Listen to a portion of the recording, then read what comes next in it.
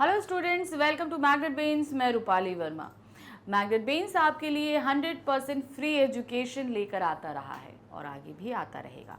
क्यों? क्योंकि हम विश्वास करते हैं कि एजुकेशन जो है वो सभी को समान रूप से प्राप्त होनी चाहिए। तो हम बहुत प्रयास कर रहे हैं कि आप सभी की पढ़ाई में किसी भी तरह की कोई परेशानी, कोई भी तकलीफ ना आए। तो अब इन्हीं तकलीफ़ों को दूर करने के लिए मैग्नेट ब्रेन्स आपके लिए बुक्स और ई बुक्स लेकर आया है। तो ये आप देखिए, इस तरीके की बुक्स और ई बुक्स आपके लिए अवेलेबल हैं। ये आपकी क्लास किंडरगार्टन से लेकर क्लास 12 तक के सभी क्लासेस के लिए है। तो जितने भी सब्जेक्ट्स हैं सभी सब्जेक्ट्स के लिए अलग अलग मिलेंगी। अब क्या है भाई, बुक्स तो हम ले लेते हैं लेकिन समझ में नहीं आता कैसे पढ़ें, क्या करें। तो इसको और ज़्यादा अच्छा बनाने के लिए और आपकी परेशानियों को कम करने के लिए हमने इसे अलग अलग कैटेगरीज़ में डिवाइड कर दिया। जैसे कि आप यहाँ पर देख रहे हो कि हम सैम्पल पेपर कर रहे हैं, तो हमारे पास क्या हो जाएगा, एक हमारी बुक हो गई सैम्पल पेपर सोल्यूशन बुक। फिर उसके बाद आता है, हमने जो अभी तक जितने चैप्टर पढ़े हैं उसके एनसीईआरटी सोल्यूशन किए ना, तो उसी तरीके से एक बुक हो गई हमारी एनसीईआरटी सोल्यूशन बुक। फिर उसके बाद हमारा क्या आता है, हम प्रीवियस ईयर क्वेश्चन सभी करेंगे। तो लास्ट 5 to 6 ईयर्स जो भी आपके लास्ट बोर्ड एग्जाम्स हुए हैं उन सभी के क्वेश्चन पेपर्स को हम सॉल्व करेंगे। तो एक हमारी बुक हो गई प्रीवियस ईयर क्वेश्चंस बुक हो गई। तो इस तरीके से हमारे पास ये अलग अलग कैटेगरीज की बुक अवेलेबल है। अब आता है सवाल कि इसको हम प्राप्त कैसे करेंगे। इनको प्राप्त करने के लिए नीचे डिस्क्रिप्शन बॉक्स में आपके सामने एक लिंक दिया गया है। उस लिंक में एक फॉर्म है, उस फॉर्म को फिल करके आप सबमिट करेंगे तो हमारी टीम जल्द ही आपसे कांटेक्ट करेगी इस बुक के रिगार्डिंग। तो आप बुक प्राप्त करके भी अच्छे से अपनी पढ़ाई कर सकते हैं। तो चलिए आते हैं आज के वीडियो पे। आज का वीडियो है हमारा क्लास 10th कोर्स ए का magnet brains sample paper solution number 3। ठीक है, तो अब आज हम थर्ड पेपर को सॉल्व करने के लिए जा रहे हैं। तो सबसे पहले हमारे पास जो आ रहा है वो इस तरीके से आएगा, प्रतिदर्श प्रश्न पत्र हिंदी, विषय आ है हमारा। ठीक है, ए यानी कि कोर्स आ है। अब इस प्रश्न पत्र में दो खंड है, का और खा। का खंड में हमारे पास में बहुविकल्पीय प्रश्न है और खंड खा में हमारे पास वर्णनात्मक प्रश्न है। प्रश्न पत्र के दोनों खंडों की संख्या कितनी है, 17, यानी टोटल 17 क्वेश्चन हमसे पूछे गए हैं और इन सभी प्रश्नों को हमें सीक्वेंस में करना है। मतलब नंबर 1 2 3 4 5 6 ऐसे ही हम इनको करेंगे और सारे ही प्रश्न करने जरूरी हैं। खंड का में 10 प्रश्न हैं जिनमें उप प्रश्नों की संख्या 49, यानी टोटल 10 क्वेश्चन पूछे गए हैं और उसके अंदर टोटल मिलाकर 49 क्वेश्चंस हैं, जिसमें से आपको खाली 40 प्रश्नों के उत्तर देने हैं, लेकिन जो निर्देश दिए गए हैं उन्हीं के हिसाब से। खंड खा में 7 प्रश्न हैं और सभी प्रश्नों के साथ विकल्प अंदर दिए गए हैं। निर्देशानुसार विकल्प का ध्यान रखते हुए सभी प्रश्नों को तो हर प्रश्न के साथ आपके सामने ऑप्शंस रखे गए हैं, तो उन ऑप्शंस को ध्यान में रखते हुए हमें काम करना है। चलिए क्वेश्चन शुरू करते हैं। सबसे पहले आ रहा है हमारा खंड का, और जिसमें हमारे खंड का में पूरे टोटल 10 क्वेश्चंस हैं और 10 क्वेश्चंस में टोटल हमारे सामने बहुविकल्पीय प्रश्न है। ठीक है, तो सबसे पहला प्रश्न है हमारा अपठित गद्यांश। इसको हम एक बार में पढ़ेंगे और इस पर हमसे 5 बहुविकल्पीय प्रश्न पूछे गए हैं और पांचों के उत्तर हम यहाँ पर देंगे। तो क्या है, निम्नलिखित गद्यांश पर आधारित बहुविकल्पीय प्रश्नों के सर्वाधिक उपयुक्त विकल्प चुनकर लिखने हैं। तो यहाँ पर ये हमारा 5 नंबर का प्रश्न दिया है। देखिए क्या है, 19वीं शताब्दी से पहले मानव और पशु दोनों की आबादी भोजन की उपलब्धता तथा प्राकृतिक विपदाओं आदि के कारण सीमित रहती थी। कालांतर में जब औद्योगिक क्रांति के कारण मानव सभ्यता की स्मृति में भारी वृद्धि हुई, तब उसके परिणाम स्वरूप कई पश्चिमी देश ऐसी बाधाओं से लगभग अनिवार्य रूप से मुक्त हो गए। इससे वैज्ञानिकों ने अंदाजा लगाया कि अब मानव जनसंख्या विस्फोटक रूप से बढ़ रही है, परंतु इन देशों में परिवारों का औसत आकार घटने लगा था और जल्द ही समृद्धि और प्रजनन के बीच एक उल्टा संबंध प्रकाश में आ गया था। जीव वैज्ञानिकों ने मानव समाज की तुलना जानवरों की दुनिया से करके इस संबंध को समझने की कोशिश की और कहा, ऐसे जानवर जिनके अधिक बच्चे होते हैं वे अधिकतर प्रतिकूल वातावरण में रहते हैं और यह वातावरण प्रायः उनके लिए प्राकृतिक खतरों से भरा रहता है। चूंकि इनकी संतानों के जीवित रहने की संभावना कम होती है, इसलिए कई संतानें पैदा करने से यह संभावना बढ़ जाती है कि उनमें से कम 1 या 2 संतानें जीवित रहेंगी। अब ये इन्होंने क्या किया कि भाई यहाँ पर देखा कि परिवारों, जनसंख्या तो बढ़ रही है लेकिन परिवार घट रहे हैं, तो इन्होंने क्या किया, जानवरों से इसका कंपैरिजन शुरू किया। तो जानवर में क्या था भाई, वो बहुत सारे बच्चों को पैदा करते हैं। वो क्यों पैदा करते हैं? क्योंकि वो जिस माहौल में रहते हैं उसमें उन्हें डर रहता है कि उनके बहुत कम बच्चे जीवित रहेंगे, इसलिए वो ज़्यादा बच्चों को पैदा करते हैं। इसके विपरीत जिन जानवरों के बच्चे कम होते हैं वे स्थिर और अनुकूल वातावरण में रहते हैं। जैसे शेर आप ले लो तो उनके बच्चे कम होते हैं। इसी के बनस्पत आप चूहा ले लो, इन सब के क्या है, बहुत सारे बच्चे होते हैं। क्यों? क्योंकि इनके शिकारी बहुत हैं और ये जल्दी खा लिए जाते हैं। लेकिन शेर के बच्चे कम होते हैं। क्यों? क्योंकि इनके शिकारी ज़्यादा कोई होता ही नहीं। शेर को कौन शिकार करेगा? फिर वही है। ठीक इसी प्रकार यदि समृद्ध वातावरण में रहने वाले लोग केवल कुछ ही बच्चे पैदा करते हैं तो उनके ये कम बच्चे उन बच्चों को पछाड़ देंगे जिनके परिवार इतने समृद्ध नहीं थे, तथा इनकी आपसी प्रतिस्पर्धा भी कम रहेगी। तो अब क्या होता है, यहाँ पर इन्होंने जब ये जानवरों में ये चीज़ पाई तो इन्होंने अब इसको मानवों से कंपेयर किया। तो उन्होंने बताया कि जो समृद्ध परिवार होते हैं, मतलब हर तरीके से संपन्न होते हैं, उनके बच्चे कम होते हैं। तो क्या होता है कि उनको हर फैसिलिटी प्राप्त हो रही है, सब कुछ हो रहा है, और जबकि जो समृद्ध परिवार नहीं होते उनके बच्चे ज़्यादा होते। अब उनको ज़्यादा फैसिलिटी प्राप्त नहीं है तो उनको ज़्यादा शिक्षा प्राप्त नहीं है, बौद्धिक क्षमता नहीं, तो वो जो समृद्ध बच्चे होते हैं वो क्या करते हैं, वो कम पढ़े लिखे, कम जो समृद्ध परिवार होते हैं उनके बच्चों को पछाड़ देते हैं। इस सिद्धांत के आलोचकों का तर्क है कि पशु और मानव व्यवहार की तुलना नहीं की जा सकती। अब ये जहां पर ये सारा कंपैरिजन किया गया तो बहुत सारे आलोचक भी थे, उन्होंने बोला जानवर और मानवों की कोई तुलना की जा सकती है, ऐसा गलत है। वे इसके बजाय ये तर्क देते हैं कि सामाजिक दृष्टिकोण में परिवर्तन इस घटना को समझाने के लिए पर्याप्त है। श्रम आश्रित परिवारों में बच्चों की बड़ी संख्या एक वरदान के समान होती है। मतलब जो लोग मजदूरी करते हैं वहां पर बच्चों की बड़ी संख्या उनके लिए काम के हाथ बढ़ा देते हैं और ज़्यादा पैसा उनके यहाँ आने लगता है। वे जल्दी काम कर परिवार की आय बढ़ाते हैं। जैसे जैसे समाज समृद्ध होता जाता है वैसे वैसे बच्चे जीवन के लगभग पहले 25 से 30 वर्षों तक शिक्षा ग्रहण करते हैं। जीवन के प्रारंभिक वर्षों में उर्वरता अधिक होती है तथा देर से विवाह होने के कारण संतानों की संख्या कम हो जाने की संभावना बनी रहती है।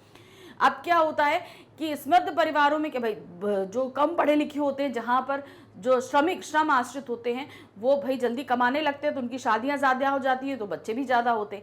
लेकिन अब इसके विपरीत आप आइए, जो समृद्ध परिवार हैं उसमें क्या होता है कि उसमें बच्चे कम होते हैं और वो काफ़ी लंबे समय तक 30-25 साल तक पढ़ाई करते रहते हैं, 25-30 साल तक पढ़ाई करते हैं।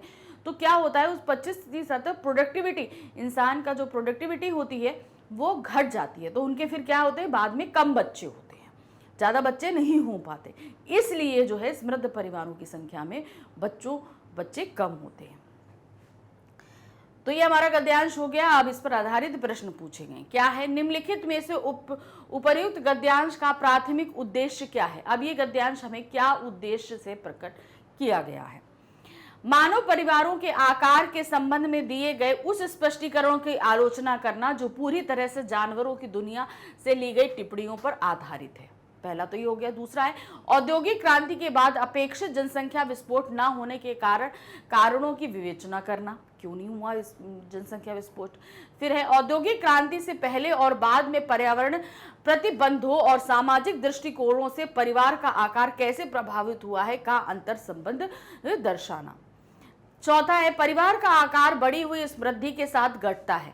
इस तथ्य को समझाने के लिए दो वैकल्पिक सिद्धांत प्रस्तुत करना। तो यहाँ पर इसका उद्देश्य जो सही है वो है हमारा घ। यहाँ पर जैसे जैसे समृद्धि बढ़ती है तो बच्चों की संख्या घटती है। यहाँ पर दो वैकल्पिक उदाहरण ऐसे प्रस्तुत किए गए हैं। नेक्स्ट है गद्यांश के अनुसार निम्नलिखित में से कौन सा कथन जनसंख्या विस्फोट के विषय में सत्य है?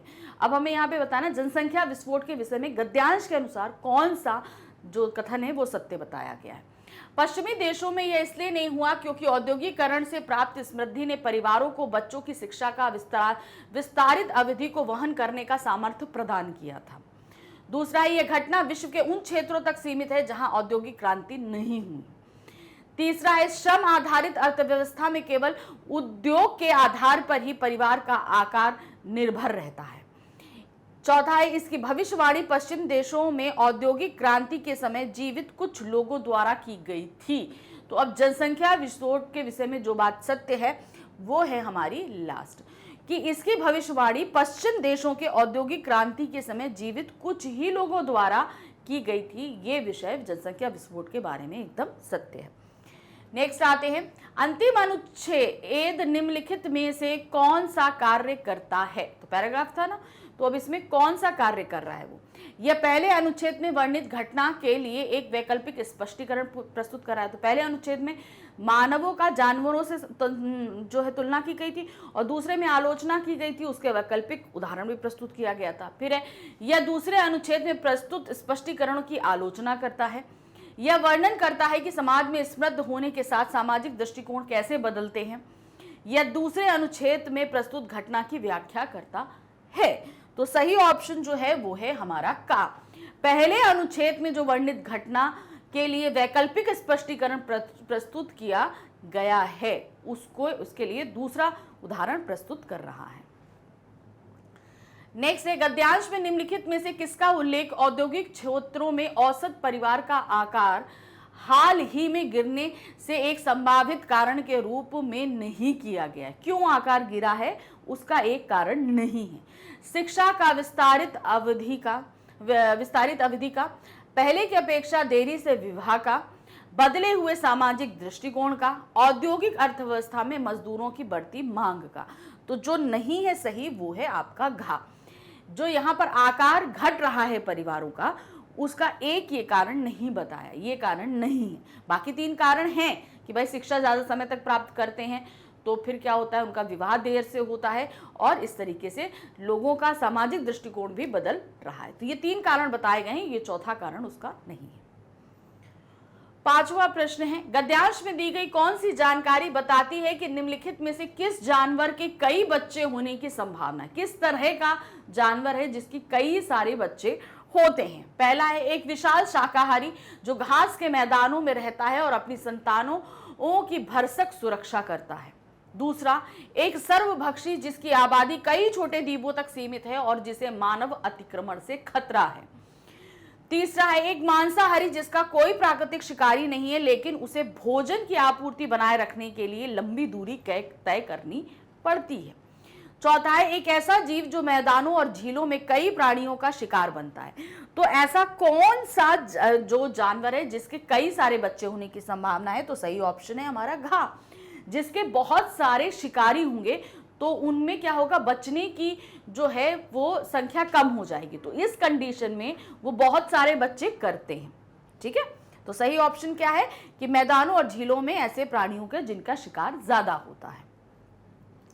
अब आते हैं प्रश्न संख्या 2 पे। प्रश्न संख्या 2 में हमारे सामने दो पद्यांश प्रस्तुत किए गए हैं। दोनों में से कोई एक पद्यांश करना है और एक पद्यांश पर हमारे 5 प्रश्न पूछे गए हैं।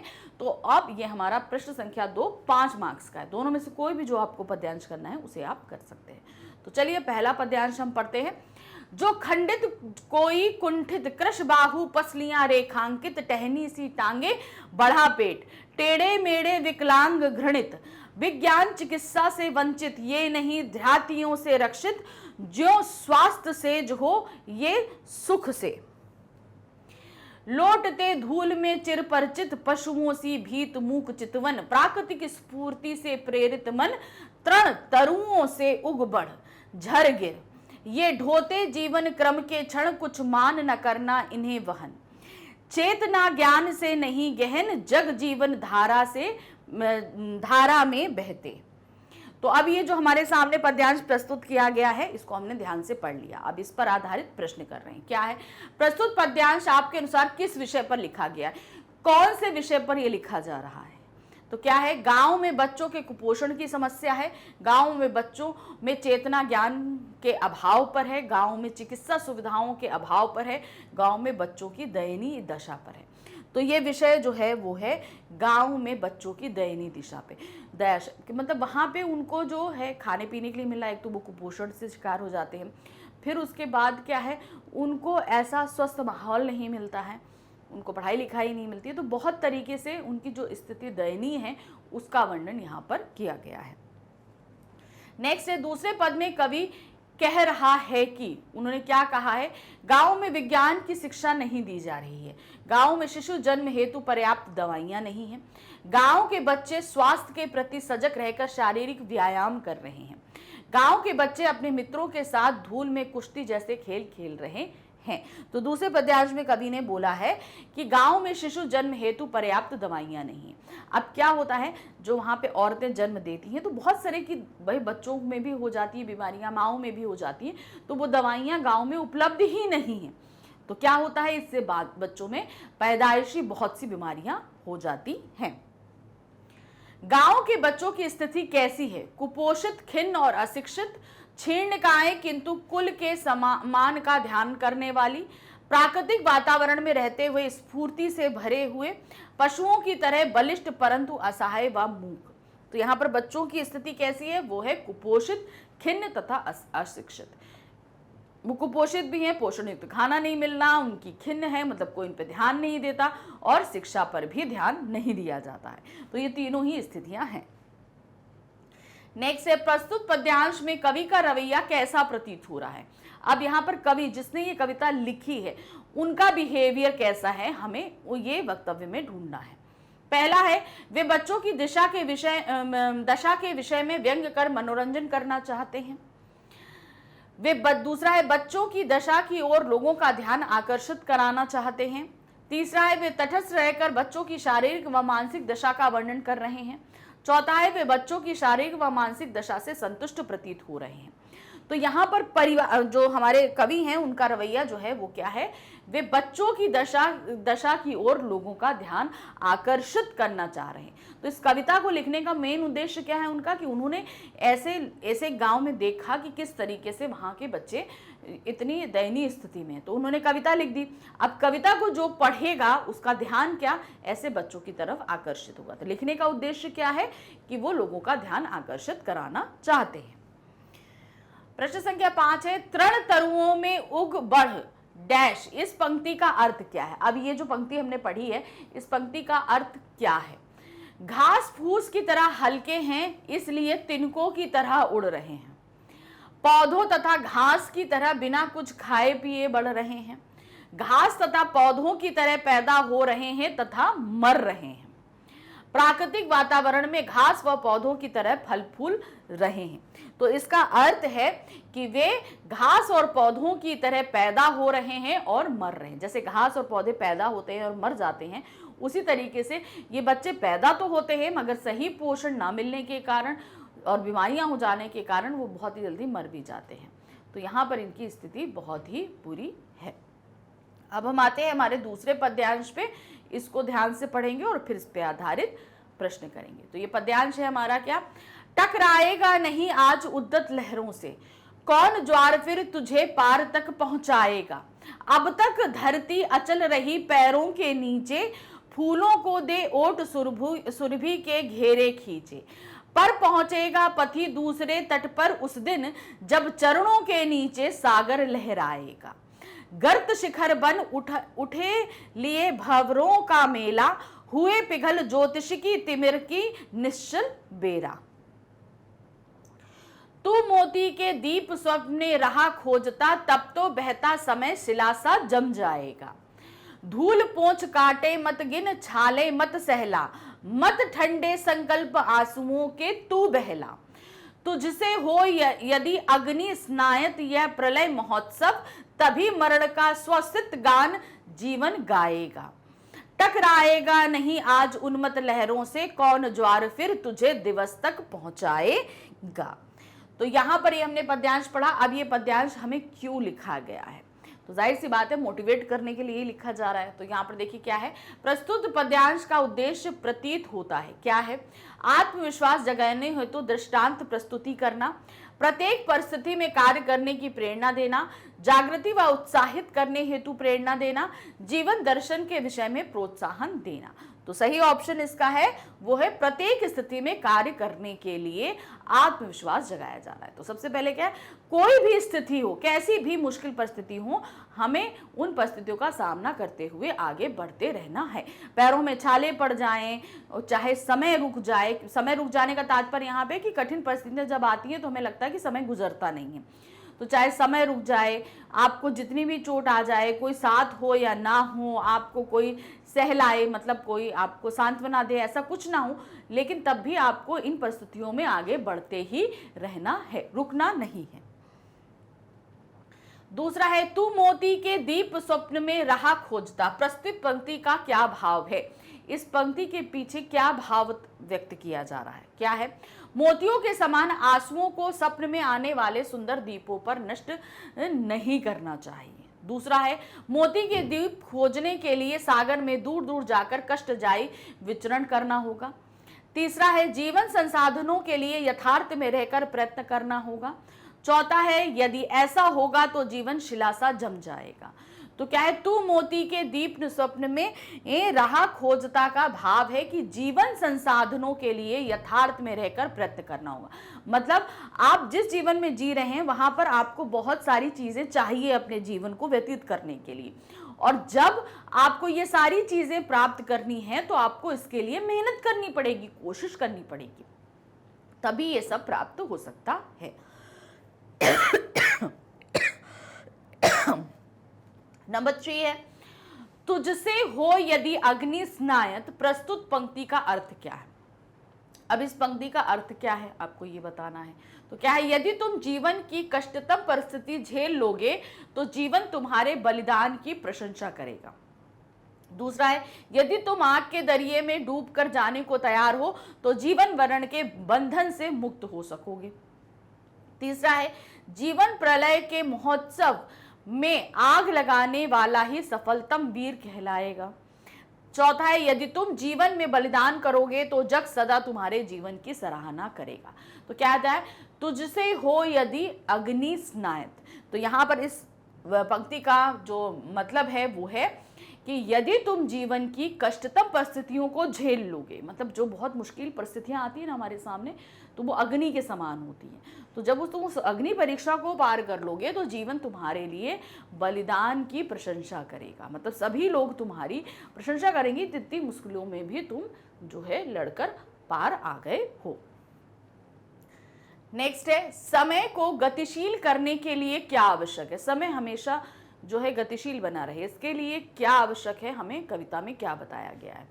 समय का सदुपयोग कर मानव कल्याण में लगे रहना। दूसरा है, तुच्छ कार्यों में संलग्न न रहकर समय नष्ट होने से बचाना है। तीसरा है, अपने हाल की परवाह ना करते हुए सकारात्मक भाव से कार्य करते रहना है। चौथा है, टाल मटोल समय का चोर कथानुसार स्वहित यानी कि शुभ कार्य करने में टाल मटोल ना करना है। तो सही इसका जो ऑप्शन है, समय को गतिशील करने के लिए हमें क्या करना चाहिए? वो है अपने हाल की परवाह ना करते हुए सकारात्मक भाव से काम करते रहना चाहिए। भाई हमारी जैसी भी पोजीशन, हमेशा उस पोजीशन में आप पॉजिटिव बने रहिए और अपने कार्य को करते रहिए, तो जल्द ही आप उन विपरीत परिस्थितियों से भी पार पा जाएंगे।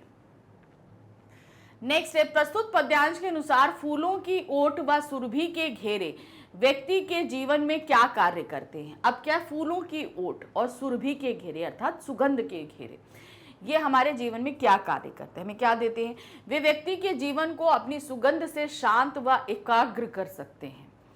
वे अपने औषधीय गुणों से व्यक्ति का जीवन व्याधि मुक्त कर सकते हैं। वे उसे लक्ष्य प्राप्ति के मार्ग में विचलित कर सकते हैं।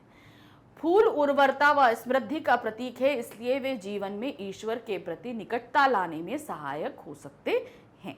तो यहाँ पर फूल और सुरभि के घेरे क्या करते हैं हमारे जीवन में? वे लक्ष्य प्राप्ति के मार्ग से विचलित कर सकते हैं। अब ये फूल और सुरभि के घेरे क्या है? अब इनको ये समझिए, ये हमारे मोह के कारण है। अब इसको आप बहुत इजी वे में अगर मैं समझाऊं तो इस समय आपके लिए इंपॉर्टेंट है आपकी पढ़ाई, लेकिन आपको अट्रैक्ट क्या करता है? टीवी है, मोबाइल है, कंप्यूटर है, टैब है, ये सब चीज़ें आपको अपनी तरफ अट्रैक्ट करती है। तो यही क्या है? फूल और सुरभि के घेरे हैं जो आपको आपके अपने लक्ष्य यानी कि आपकी पढ़ाई से, आपके एग्जाम से भ्रमित करते हैं। ठीक है, समझ गए? तो ये हैं फूल और सुरभि के घेरे। चलिए, तो यहाँ हमारा ये पद्यांश खत्म हो गया। अब आ गए हम प्रश्न संख्या 3 पे। प्रश्न संख्या 3 में हमसे क्या पूछा जा रहा है? यहाँ से हमारे 4 प्रश्न लगातार हमारे व्याकरण के जो टॉपिक है उन पर आधारित है। तो सबसे पहला प्रश्न हमारा जो है वो है रचना के आधार पर वाक्य के भेद पर। इसको हम करेंगे क्या है, निर्देशानुसार रचना के आधार पर वाक्य भेद पर आधारित 5 बहुविकल्पीय प्रश्नों में से किन्हीं 4 प्रश्नों को हमें करना है। तो यहाँ पर इस प्रश्न पे हमारे पास वाक्य पर आधारित 5 प्रश्न पूछे गए हैं, जो हमें सिर्फ 4 प्रश्न करने हैं। तो ये हमारा प्रश्न है 4 मार्क्स का। क्या है पहला, हर्षिता बहुत विनम्र है और सर्वत्र सम्मान प्राप्त करती है। रचना के आधार पर वाक्य का भेद क्या है। अब आप यहाँ पर देखोगे पहला ही वाक्य दिया है हर्षिता बहुत विनम्र है, तो पहला वाक्य पूर्ण है और ये एक समुच्चय वाचक जो है अव्यय है। ध्यान रखिए, जरूरी, ये बहुत जरूरी है कि हमें अव्यय देखना है कि वो समुच्चय वाचक है कि व्याधिकरण अव्यय है। तो ये एक समुच्चय वाचक अव्यय है, इसलिए सिंपल ये हमारा क्या है, संयुक्त वाक्य होगा। ठीक, नेक्स्ट आते हैं क्वेश्चन, निम्नलिखित में से मिश्र वाक्य है। अब हमें मिश्र वाक्य ढूंढना है। मैंने एक वृद्ध व्यक्ति की सहायता की, ये एक सरल वाक्य है तो ये हमारा नहीं होगा। नेक्स्ट आते हैं, जो विद्यार्थी परिश्रमी होता है वह अवश्य सफल होता है, ये हमें मिश्र वाक्य लग रहा है। आगे बढ़ते हैं, अध्यापिका ने अभिनय की प्रशंसा की तथा उसका उत्साह बढ़ाया, तो प्रशंसा की ये एक संयुक्त वाक्य लग रहा है। फिर आते हैं, नवाब साहब ने संगति के लिए उत्साह नहीं दिखाया, ये एक सरल वाक्य, तो सही ऑप्शन है हमारा खा, ये एकदम सही ऑप्शन है हमारा मिश्र वाक्य का। नेक्स्ट आते हैं, प्रयास बाजार गया वहां से सेब लाया, इस वाक्य का संयुक्त वाक्य में रूपांतरण करना है। अब देखिए हमारे पास 2 वाक्य हैं और इसे हमें क्या बनाना है, संयुक्त वाक्य बनाना है।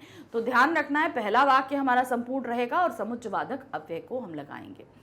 प्रयास बाजार गया और वहां से सेब लाया, ये बिल्कुल सही है। आगे बढ़ते हैं, प्रयास सेब लाया जब वह बाजार गया, तो यहां पर ये प्रयास सेब लाया, ये पहला वाक्य तो कंप्लीट है, लेकिन जब शब्द जो है ये एक व्याधिकरण अव्यय है, ये ध्यान रखिएगा, तो ये हमारा सही नहीं है। नेक्स्ट आते हैं, प्रयास बाजार जाकर सेब लाया, ये तो एक सरल वाक्य बन गया। जब प्रयास बाजार गया तो वहां से लाई, ये एक मिश्र वाक्य बन गया। तो सही हमारा क्या आ रहा है, का आ रहा है। प्रयास बाजार गया और वहां से फल लाया, ये सही है। नंबर 4 है, जो वीर होते हैं वे रणभूमि में अपनी वीरता का प्रदर्शन करते हैं। रेखांकित में उपवाक्य का भेद है। तो देखिए हमारा मुख्य वाक्य है जो वीर होते हैं। अब उस वाक्य की यहाँ इस वाक्य में क्या बताई जा रही है, क्या बताया जा रहा है, ये हमारा बताया जा रहा है, विशेषण बताया जा रहा है कि उन वीरों की क्या विशेषता है। तो ये हमारा क्या हो जाएगा, एक विशेषण आश्रित उपवाक्य पूरा। वे रणभूमि में अपनी वीरता का प्रदर्शन करते हैं, ये एक क्या है, विशेषण आधारित उपवाक्य। नेक्स्ट आते हैं, निम्नलिखित में से सरल वाक्य है। अब हमें इन 4 वाक्यों में से सरल वाक्य ढूंढना है। प्रातः काल हुआ और सूरज की, नहीं ये सरल वाक्य नहीं है, संयुक्त वाक्य। जब प्रातः काल हुआ सूरज की किरणें चमक उठी, ये भी एक सरल वाक्य नहीं है। प्रातः काल होते ही सूरज की किरणें चमक उठी, ये हमें सही लग रहा है सरल वाक्य। जैसे ही प्रातः काल हुआ वैसे, तो ये एक मिश्र वाक्य, ये भी नहीं, तो सही है हमारा गा। प्रातः काल होते ही सूरज की किरणें चमक उठी, ये हमारा क्या है, एक जो है सरल वाक्य है। चलिए अब हम आते हैं प्रश्न संख्या 4 पे।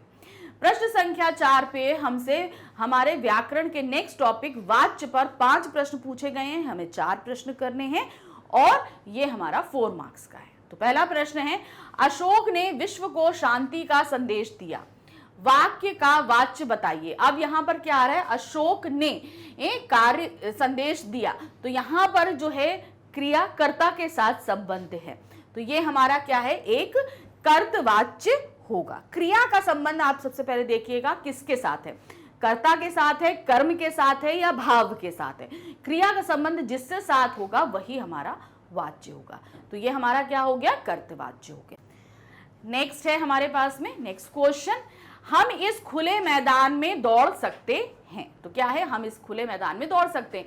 प्रस्तुत वाक्य को भाववाच्य में परिवर्तित करना है। तो अब क्या है, इसको अब जाहिर सी बात है कि क्रिया को हम क्या कर देंगे, भाव डिपेंडेंट कर देंगे। ठीक है, तो पहले हम वाक्य पढ़ लेते हैं जो हम नीचे ऑप्शन दिए हैं। हम दौड़ सकते हैं इस खुले मैदान में, तो ये तो वाक्य नहीं सही लग रहा है।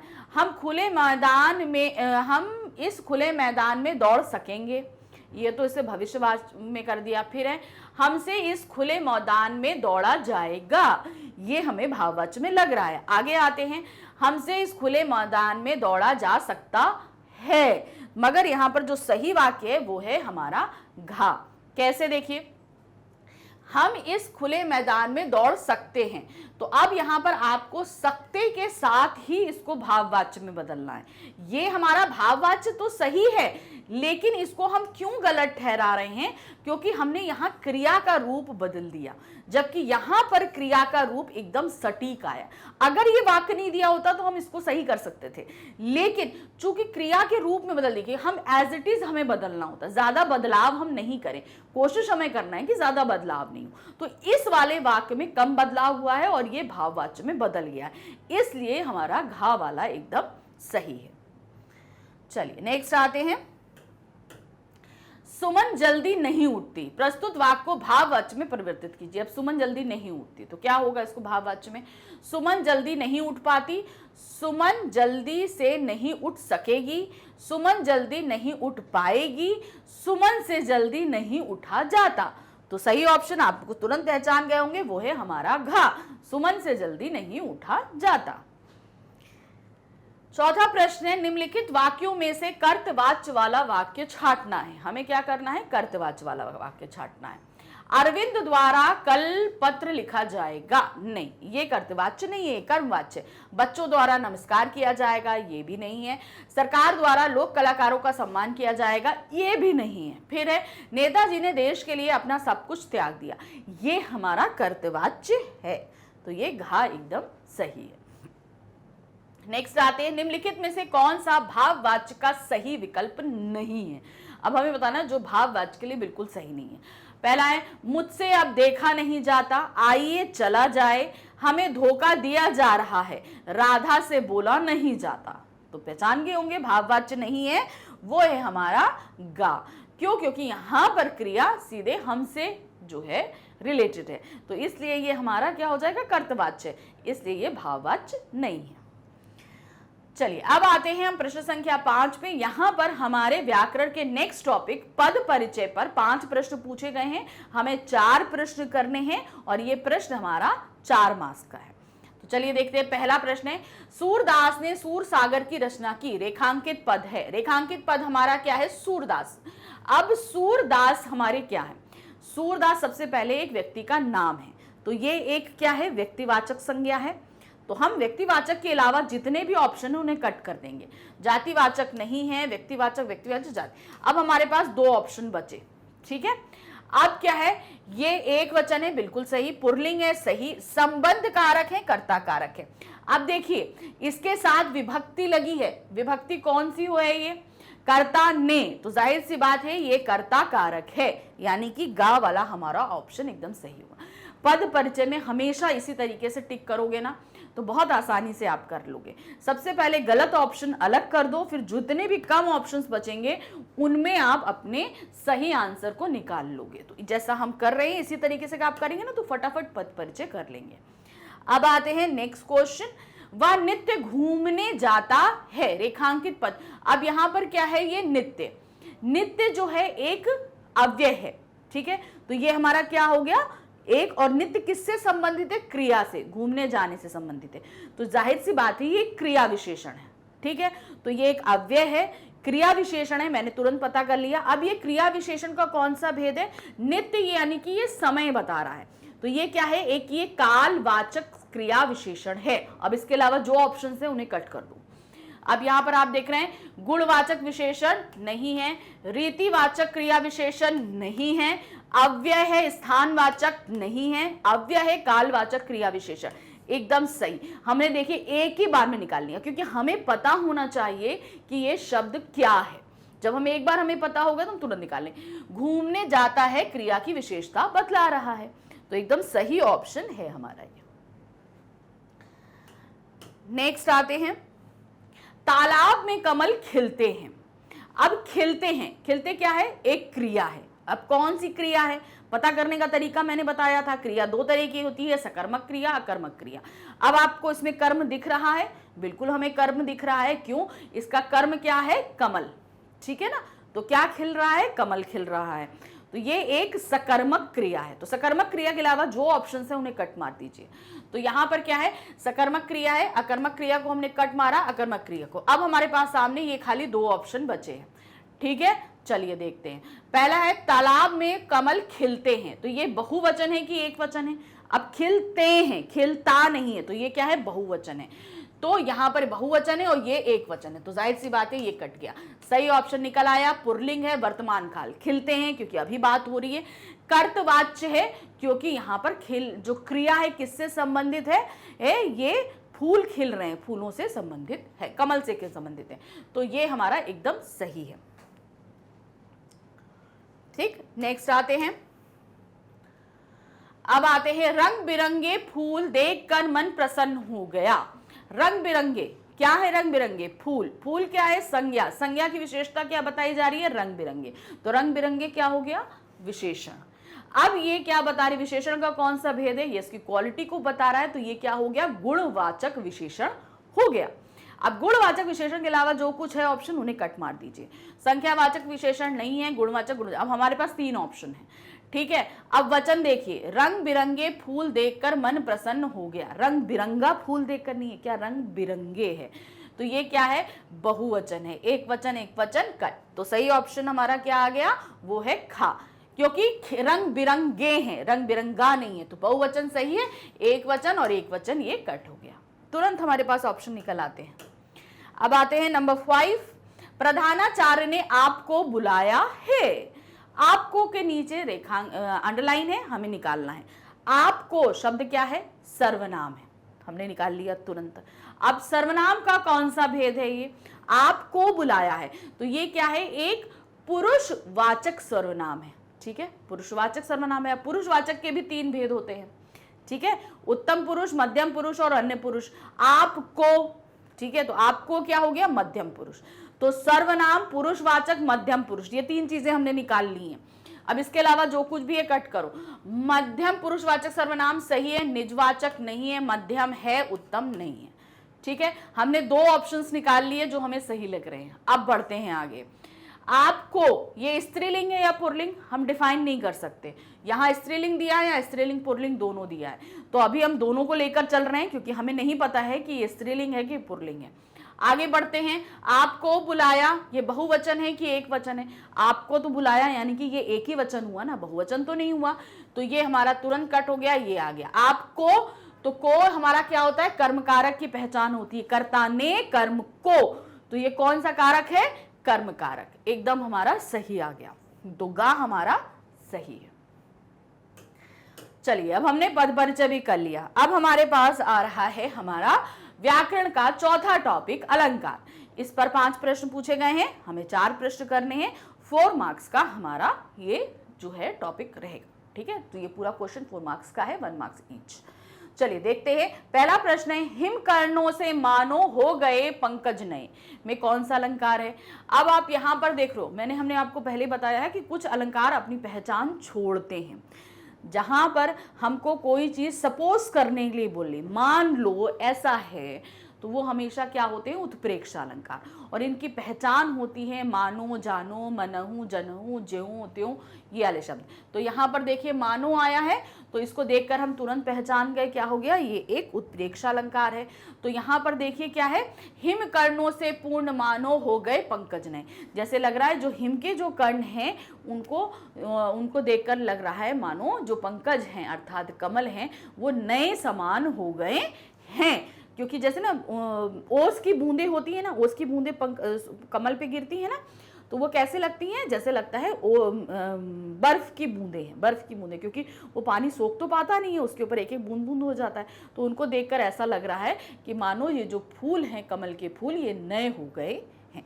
तो ये हमारा क्या है, उत्प्रेक्षा अलंकार। क्यों, क्योंकि ये हमसे मान लेने के लिए बोल रहे हैं कि मान लो जो है कमल के फूल नए हो गए हैं।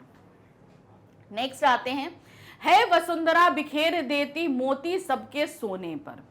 है वसुंधरा मतलब पृथ्वी जो है वो जो है सबके सोने के बाद जो है मोती बिखेर देती है, यानी कि आसमान में तारे निकल आते हैं ना, तो वो क्या है, वो मोती बिखेर देती है। अब बिखेर देने का काम मनुष्यों द्वारा होता है, लेकिन यहाँ पृथ्वी जो प्राकृतिक उपादान है वो बताया जा रहा है। अब प्रकृति का जो कार्य है वो मानवों से कंपेयर जब किया जाता है तो वहां पर हमारा हो जाता है मानवीयकरण अलंकार।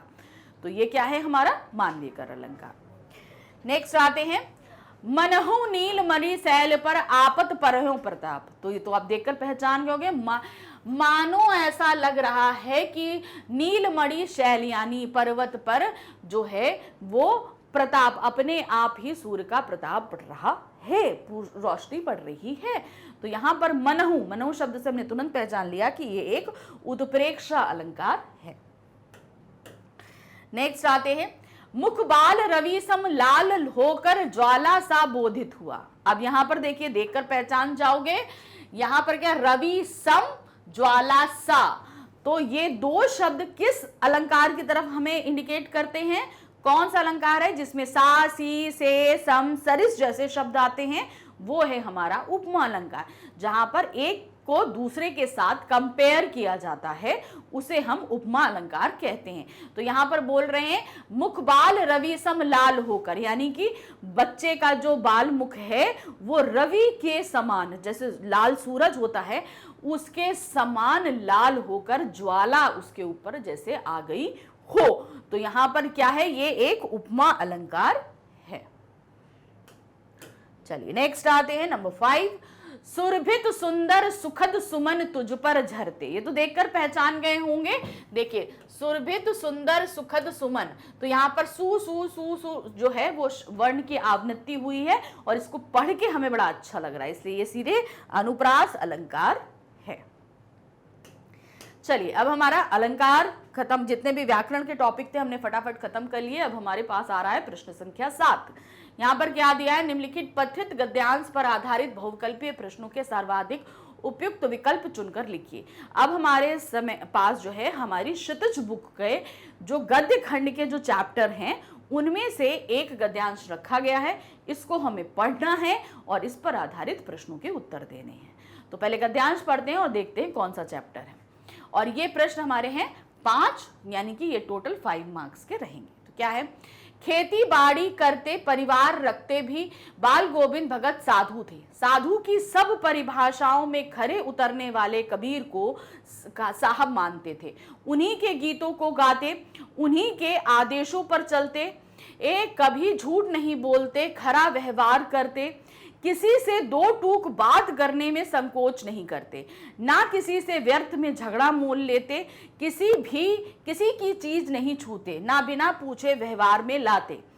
इस नियम को कभी कभी इतनी बारीकी तक ले जाते कि लोगों को कौतूहल होता। कभी वह दूसरे के खेत में शौच के लिए भी नहीं जाते। तो ये हमारा जो है चैप्टर बाल गोविंद भगत से लिया गया है। ठीक है, हमने पढ़ लिया। अब इस पे आधारित प्रश्न देखिए क्या है। अच्छा, अभी आगे और है थोड़ा सा। वह गृहस्थ थे लेकिन उनकी सब चीज साहब की थी। जो कुछ खेत में पैदा होता सिर पर लाद कर पहले उसे साहब के दरबार में ले जाते, जो उनके घर से 4 कोस दूर पर था। एक कबीरपंथी मठ से मतलब वह दरबार में भेंट रूप रख लिया जाता, प्रसाद के रूप में उन्हें मिलता, उसे घर लाते और उसी से गुजारा चलाते। तो यहाँ पर बाल गोविंद भगत के बिहेवियर के बारे में बताया गया था और दूसरा किस तरीके से वो कबीर की मान्यता रखते हैं ये हमने देखा था। प्रश्न देखते हैं। प्रश्न संख्या 1 है, लेखक ने बाल गोविंद भगत को साधु क्यों कहा है? क्यों उन्होंने साधु कहा है? वे साधु के समान दिखते थे, वे मोह माया से दूर थे, वे सच्चे साधुओं जैसा ही उत्तम आचार विचार रखते थे, वे किसी से झगड़ा नहीं करते थे। तो लेखक ने बाल गोविंद भगत को साधु क्यों कहा है? क्योंकि वे सच्चे साधुओं जैसा उत्तम व्यवहार करते थे। मतलब एक गृहस्थ जीवन तो जी रहे थे लेकिन उनका बिहेवियर कैसा था? जैसे साधुओं का बिहेवियर होता है उस तरीके से। नेक्स्ट है, बाल गोविंद भगत का कौन सा कार्य व्यवहार लोगों के आश्चर्य का विषय था? कौन सा व्यवहार जो है लोगों को आश्चर्य में डाल देता था? जीवन के सिद्धांतों और आदर्शों का गहराई से अपने आचरण में पालन लाना, गीत गाते रहना, किसी से झगड़ा ना करना, अपना काम स्वयं करना। तो क्या था, जो उनका बिहेवियर था वो उसका पालन इतनी बारीकी से करते थे, लोग आश्चर्यचकित होकर रह जाते थे। तो सही यहाँ पर क्या है, का। जीवन के जो सिद्धांत उन्होंने माने हुए थे, जो आदर्श थे, उनको गहराई से अपने आचरण में पालन करते थे। नेक्स्ट है, बाल गोविंद भगत कबीर के आदर्शों पर चलते थे। क्यों चलते थे भाई? कबीर भगवान का रूप थे, वे कबीर की विचारधारा से प्रभावित थे, कबीर उनके गांव के मुखिया थे, कबीर उनके मित्र थे। तो क्यों वो कबीर के आदर्शों पर चलते थे? क्योंकि वे कबीर की विचारधारा से प्रभावित थे। जो उनके विचार थे, भाई कबीर आप हम सभी को पता है कि निर्गुण विचारधारा के कवि थे, तो उनके जितने भी सिद्धांत थे उनसे वो बहुत प्रभावित थे, इसलिए उनको उनके ही आदर्शों पे वे चला करते थे। बाल गोविंद भगत के खेत में जो कुछ पैदा होता वे उसे सर्वप्रथम किसे भेंट कर देते थे? जो उनके खेतों में पैदा होता फिर उसे वो किसको भेंट करते थे? गरीबों को, मंदिर में, घर में या कबीरपंथी मठ में। तो कहां जाकर देते थे? वे देते थे कबीरपंथी मठ में। वह गृहस्थ थे लेकिन उनकी सब चीज साहब की थी। यहाँ साहब का आश्रय कौन है? साहब कौन थे? कबीर जी। तो सही क्या है हमारा? गा कबीर से है। साहब कौन है? कबीर। चलिए, अब हमारा पठित गद्यांश हो गया। अब गद्य पाठ जो हमारे जितने हैं हमारे क्षितिज बुक के, उन पाठों में से हमारे सामने 2 प्रश्न प्रस्तुत किए गए हैं। इन 2 प्रश्नों के उत्तर हमको देने हैं। तो ये कितना हो गया? 2 मार्क्स का। तो क्या है? गद्य पाठों के आधार पर निम्नलिखित 2 बहुविकल्पीय प्रश्नों के सर्वाधिक उपयुक्त विकल्प चुनकर लिखिए। तो क्या है? नेताजी का चश्मा कहानी में कैप्टन कौन है? कैप्टन कौन है? हालदार साहब, पान वाला, चश्मे बेचने वाला, अध्यापक। तो कैप्टन कौन था? चश्मा बेचने वाला। सही ऑप्शन। नेक्स्ट आते हैं, लेखक ने ट्रेन में 2nd क्लास का टिकट क्यों लिया? लखनवी अंदाज पाठ में से दिया गया है कि आखिर उन्होंने 2nd क्लास का टिकट क्यों लिया था लेखक ने। अमीरी प्रदर्शन के लिए, नई कहानी के विषय में सोचने के लिए, आरामदायक सफर के लिए, या पैसों की कमी के कारण। तो उन्होंने क्यों लिया था? क्योंकि वे नई कहानी के विषय में सोचा। उन्होंने 2nd क्लास का टिकट इसलिए लिया कि भाई वहां पे एकांत होगा और आराम से बैठकर मैं अपनी नई कहानी के विषय में सोच लूंगा, इसलिए उन्होंने 2nd क्लास का टिकट लिया था। अब हम आते हैं प्रश्न संख्या 9 पे। प्रश्न संख्या 9 में क्या है? निम्नलिखित पठित पद्यांश पर आधारित बहुविकल्पीय प्रश्नों के सर्वाधिक उपयुक्त विकल्प चुनकर लिखिए। तो अब हमारा क्षितिज बुक में जो काव्य खंड है उन पाठों में से एक पद हमारे सामने प्रस्तुत किया गया है। ये पद आप देख ही रहे हैं, हमरे हरी हारिल की लकड़ी यानी सूरदास के पद है। ये दिया गया है, इस पर 5 प्रश्न पूछे गए हैं, 5 प्रश्न के हमको उत्तर देने हैं। तो क्या है, चलिए पद पढ़ते हैं। हमरे हरी हारिल की लकड़ी, मनक्रम वचन नंद नंदन उर यह दृढ़ करी पकड़ी। जागत सोवत स्वप्न दिवस निसी कान्हा कान्हा जकरी। सुनत जोग लागत है ऐसो ज्यों करहु ककरी। सूतो व्याधि हमको ले आए देख सुनी ना करी। हम यह तो सूर तिन्हें ले सौंपो जिनके मन चकरी। तो अब क्या होता है, ये क्या बोल रहे हैं कि हमारे लिए हमारे श्री कृष्ण जो हैं वो हारिल लकड़ी के समान है। एक पक्षी जो एक लकड़ी को पकड़ लेता है और उसे ही अपने जीवन का सब कुछ मानता है, तो वो कहते हैं हम तो जो हैं हारिल पक्षी हैं और हमारे लिए श्री कृष्ण हारिल की लकड़ी के समान हैं, जिनको हमने जोर से पकड़ रखा है। हमने मनक्रम वचन से उनको धारण कर रखा है। सोते जागते दिन रात ही हम कान्हा कान्हा जपते रहते हैं। हमारे लिए जोग का संदेश एक कड़वी ककड़ी के समान है। और ये जो लगता है, जैसे इनको सुनकर जैसे लगता है जनो जो है वो कड़वी ककड़ी है। ये व्याधि मतलब ये रोग ऐसा तुम मिलाए हैं जिसको हमने कभी देखा या सुना नहीं। योग का संदेश जो लेकर आए हैं वो कह रहे हैं हमने ये जो संदेश है योग हमने कभी सुना या देखा है ही नहीं। ये संदेश ये योग का संदेश लेकर उनके पास जाओ जिनके मन चक्री के समान चंचल है, जो एक जगह स्थित नहीं रहते, कभी इधर से इधर कभी उधर। हमारा मन तो स्थिर है, अर्थात हम श्री कृष्ण को चाहते हैं और हमारा मन उनके पास में स्थिर है। अब इस पे आधारित प्रश्न देखिए क्या है। गोपियों ने अपनी तुलना हारिल के पक्षी से क्यों की है? किस लिए करी है? हारिल पक्षी सदैव लकड़ी लिए रहता है, इसलिए उड़ता है। गोपियों को हारिल पक्षी पसंद है। श्री कृष्ण के प्रति अपने एकनिष्ठ प्रेम के कारण श्री कृष्ण के प्रति अपनी नाराजगी के कारण। तो उन्होंने हालिल पक्षी की जो तुलना करी है अपने आप से, वो किस कारण करी है, वो बता रहे हैं कि श्री कृष्ण के प्रति अपने एकनिष्ठ प्रेम के कारण। अर्थात जैसे उसके लिए एक लकड़ी ही सब कुछ है, वैसे ही उनके लिए श्री कृष्ण सब कुछ हैं। उनको आप कुछ और हमें नहीं चाहिए, सिर्फ श्री कृष्ण चाहिए। नेक्स्ट है नंद नंदन विशेषण किसके लिए प्रयुक्त हुआ है? नंद नंदन विशेषण जो है वो श्री कृष्ण के लिए प्रयुक्त हुआ है। गोपियां किसे व्याधि कह रही हैं? उद्धव की बातों को, उद्धव के योग ज्ञान को, श्री कृष्ण के विरह को या श्री कृष्ण के प्रेम को। तो व्याधि कह रही हैं वो है उद्धव के योग ज्ञान को, जो योग का संदेश वो लेकर आए हैं उसे वो व्याधि बोल रही हैं। गोपियों को योग साधना कैसी लगती है? जैसे कैसी बताई है उन्होंने, जैसे एक कड़वी ककड़ी के समान। जैसे मुंह में कड़वी ककड़ी आ जाती है, हमें अच्छा नहीं लगता है, तो वही उन्होंने बताई है। नेक्स्ट है गोपियां योग का संदेश किनके लिए उपयुक्त समझती हैं? जिनके मन स्थिर नहीं है, जो कभी इस पे कभी उस पे कभी उस पे रहते हैं। तो यहाँ पर क्या है, जो क्या है, जिनका मन स्थिर नहीं है उनके लिए उपयुक्त मानती हैं। अब हम आते हैं अपने जो काव्य खंड यानी कि पद्य खंड है, उन्हीं के सभी चैप्टर में से हमसे 2 प्रश्न पूछे गए। इन दोनों प्रश्नों के उत्तर हमको देने हैं और ये 2 मार्क्स के हैं।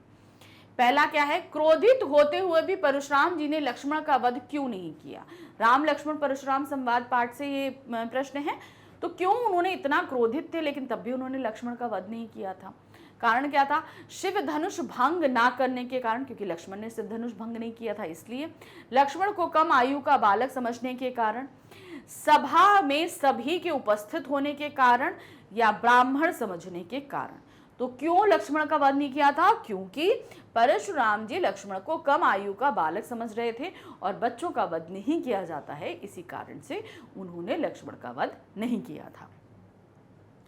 नेक्स्ट है संगतकार किस प्रकार मुख्य गायक को यह एहसास दिलाता है कि वह अकेला नहीं है? संगतकार पाठ से लिया गया है। किस प्रकार से संगतकार बताता है कि मुख्य गायक अकेला गायन नहीं कर रहा? कैसे बता रहा है वो? मुख्य गायक के टूटते स्वर में अपना स्वर मिलाकर, मुख्य गायक के समान उच्च स्वर में गाकर, मुख्य गायक की प्रेरणा बनकर, मुख्य गायक के स्वर को ऊंचा उठाकर। तो कैसा करता है? वो करता है मुख्य गायक के टूटते स्वर में अपना स्वर मिलाकर। जब भाई वो तार सप्तक में गाता है तो उसका स्वर कंपन कांपने लगता है, स्वर टूटने लगते हैं, तो उस समय संगतकार उसे सपोर्ट देता हुआ ये समझाता है कि वो अकेला नहीं है। चलिए अब हम आ गए अपने प्रश्न संख्या 11, यानी कि अब हमारे बहुविकल्पीय प्रश्न खत्म हो रहे हैं और क्या शुरू हो रहा है? हमारे वर्णनात्मक प्रश्न शुरू हो रहे हैं, यानी कि सब्जेक्टिव क्वेश्चंस जितने हैं अब शुरू हो रहे हैं। अब सभी प्रश्नों के हमें डिटेल उत्तर देने हैं। तो प्रश्न संख्या 11 क्या है हमारे पास? गद्य पाठों के आधार पर निम्नलिखित 4 प्रश्नों में से किन्हीं 3 प्रश्नों के उत्तर लगभग 25 से 30 शब्दों में हमें देने हैं। वर्ड लिमिट याद रखिएगा, 25 to 30 वर्ड्स में हमें देने हैं। तो 4 प्रश्न पूछे गए हैं, 3 प्रश्न करने हैं 25 से 30 शब्दों में। एक हमारा क्वेश्चन है 2 मार्क्स का, यानी कि 2 मार्क्स, यानी कि हमारा प्रश्न संख्या 11 हो गया 6 मार्क्स का। क्लियर? 2 मार्क्स का एक क्वेश्चन हुआ तो 3 क्वेश्चन कितने के? 6 मार्क्स के हो जाएंगे। चलिए पढ़ते हैं सबसे पहले प्रश्न संख्या 1। हालदार साहब कैप्टन को देखकर अवाक क्यों रह गए? नेताजी चश्मा पाठ के आधार पर बताइए। भाई हालदार साहब ने ये सपोज किया था कि भाई वो कोई एक देशभक्त होगा या फौज का व्यक्ति होगा, लेकिन जब उसको देखते हैं तो एक शारीरिक रूप से कमज़ोर अपाहिज एक व्यक्ति है जो चश्मा बेचने वाला है और एक लाठी लेकर सहारे चल रहा है, साइकिल लेकर आ रहा है। तो इस तरीके से उन्होंने जब देखा तो वो अवाक रह गए थे। भाई उनके इमेजिनेशन में कोई दूसरा व्यक्ति था और जब उन्होंने सामने देखा तो कोई दूसरा ही व्यक्ति था। तो क्या है? हालदार साहब की कैप्टन के विषय में कल्पना थी कि कैप्टन नेताजी का साथी या आजाद हिंद फौज का भूतपूर्व सिपाही होगा। वह शारीरिक रूप से एक स्वस्थ और प्रभावशाली व्यक्ति का स्वामी होगा, परंतु इसके विपरीत कैप्टन अत्यंत बूढ़ा, कमजोर, लंगड़ा व निर्धन व्यक्ति था। अतः कैप्टन के निर्धन व शारीरिक रूप से अस्वस्थ होते हुए भी उसके व्यक्तित्व में निहित देशभक्ति की भावना से प्रभावित होकर हालदार साहब कैप्टन को देखकर अवाक रह गए। तो उनकी इमेजिनेशन से बिल्कुल विपरीत वो व्यक्ति देख रहे थे, इसलिए वो आश्चर्यचकित रह गए थे। नेक्स्ट क्वेश्चन है, बाल गोविंद भगत जी अपनी पतोहू को उत्सव मनाने को क्यों कहते हैं? जब उसका पति मर गया है, उसकी डेड बॉडी पड़ी हुई है और वो बोल रहे हैं अपनी बहू से कि तुम उत्सव मनाओ। क्यों? क्योंकि उनकी मान्यता थी, वो मानते थे कि जो हमारी जो आत्मा है वो एक प्रेयसी है और ईश्वर एक प्रेमी है। तो अब आत्मा जो है वो परमात्मा से जाकर मिल गई है, तो उन दोनों का मिलन हो गया है। तो इसलिए हमें उत्सव मनाना चाहिए, ना कि शोक करना चाहिए। तो क्या है, बाल गोविंद भगत जी का मानना था कि आत्मा परमात्मा से अलग होकर इस धरती पर आती है और परमात्मा के वियोग में तड़पती रहती है। जब मनुष्य की मृत्यु होती है तो आत्मा का परमात्मा से पुनर्मिलन हो जाता है। यही कारण है कि अपने इकलौते पुत्र की मृत्यु होने पर वह अपनी पतोहू से रोने नहीं अपितु उत्सव मनाने को कहते हैं। नेक्स्ट क्वेश्चन है, लखनवी अंदाज पाठ के आधार पर बताइए कि लेखक ने खीरा खाने से क्यों मना कर दिया। भाई, जब हमारे लेखक डिब्बे में दाखिल हुए तो नवाब साहब के बिहेवियर को देखकर उन्हें बिल्कुल भी अच्छा नहीं लगा। इसलिए जब उन्होंने ऑफर किया कि आप खीरा खाइए तो उनको ये अपने आत्मसम्मान के विरुद्ध लगा, इसलिए उन्होंने मना कर दिया था। तो क्या दिया है, लेखक को अचानक से नवाब साहब का बदला हुआ व्यवहार अच्छा नहीं लगा। उन्होंने डिब्बे में चढ़ते समय लेखक के प्रति अरुचि प्रदर्शित की थी, इस लेखक ने खीरा खाने से इनकार कर दिया। नवाब साहब ने एक बार फिर लेखक से खीरा खाने के लिए कहा, परंतु लेखक ने आत्मसम्मान को बचाए रखने के खातिर एक बार फिर मना कर दिया, क्योंकि अब उनके अंदर क्या आ गया था कि नहीं भाई, अब भाई हमने एक बार मना कर दिया, पहले उन्होंने मना किया क्योंकि उन्होंने अच्छा बिहेवियर नहीं किया, अब एक बार मना कर दिया तो दूसरी बार कैसे खा लेते, तो उन्होंने दूसरी बार भी मना कर दिया। नेक्स्ट क्वेश्चन है, बिस्मिल्लाह खां की तुलना कस्तूरी मृग से क्यों की गई है। अब क्यों की गई है भाई, कस्तूरी मृग की क्या खासियत होती है, उसकी नाभि में जो है वो कस्तूरी होता है और वो सुगंध को पूरे विश्व में ढूंढता रहता है। उसी तरह बिस्मिल्लाह खां जो है वो अपार जो है विद्या के मालिक थे, लेकिन तब भी वो जो है अपने सच्चे सुरों को तलाश करते रहते थे, तो इसीलिए उन्हें कस्तूरी मृग के समान बोला गया है। तो क्या है, अपने शहनाई वादन से पूरी दुनिया को मदहोश करने वाले बिस्मिल्लाह खां 80 वर्ष से नमाज अदा करने के बाद सजदे में ईश्वर से एक सुर दान करने की प्रार्थना करते थे, क्योंकि उन्हें लगता था कि सातों सुरों को ठीक तरह से लगाना उन्होंने अब तक नहीं सीखा है। मतलब सब उनकी शहनाई वादन सुनकर एकदम रह जाते थे, लेकिन तब भी उन्हें लगता था कि शायद उन्हें अभी नहीं आता है ठीक से। प्रस्तुत पाठ में लेखक ने उनकी तुलना कस्तूरी मृग यानी हिरन से इसलिए की है क्योंकि वह भी अपनी नाभि में समाई हुई कस्तूरी की महक से व्याकुल होकर उसे पूरे वन में ढूंढता रहता है। एक तो उसको पता है कि मेरे पास ये सब चीजें हैं, लेकिन पता नहीं होता और वो चारों तरफ ढूंढता रहता है। चलिए अब देखते हैं नेक्स्ट क्वेश्चन, प्रश्न संख्या 12। अब हमारे सामने हमारे पद्य पाठों पर आधारित 4 प्रश्न पूछे जा रहे हैं, जिनमें से हमने 3 प्रश्न करने हैं और ये हमारे कितने हैं, 2 मार्क्स का एक प्रश्न होगा। तो पहला प्रश्न है, गोपियों ने योग संदेश सुनकर कृष्ण पर अनेक आरोप लगाए और आशंकाएं व्यक्त की। आपके अनुसार श्री कृष्ण ने योग संदेश क्यों भिजवाया होगा? क्योंकि अब श्री कृष्ण वापस नहीं आ सकते, अब वो जो है गोपियों को थोड़ा सा सांत्वना देना चाहते हैं, इसलिए उन्होंने बोला शायद योग से उनकी तड़प कुछ कम हो, इसलिए उन्होंने भिजवाया होगा। चलिए देखते क्या है।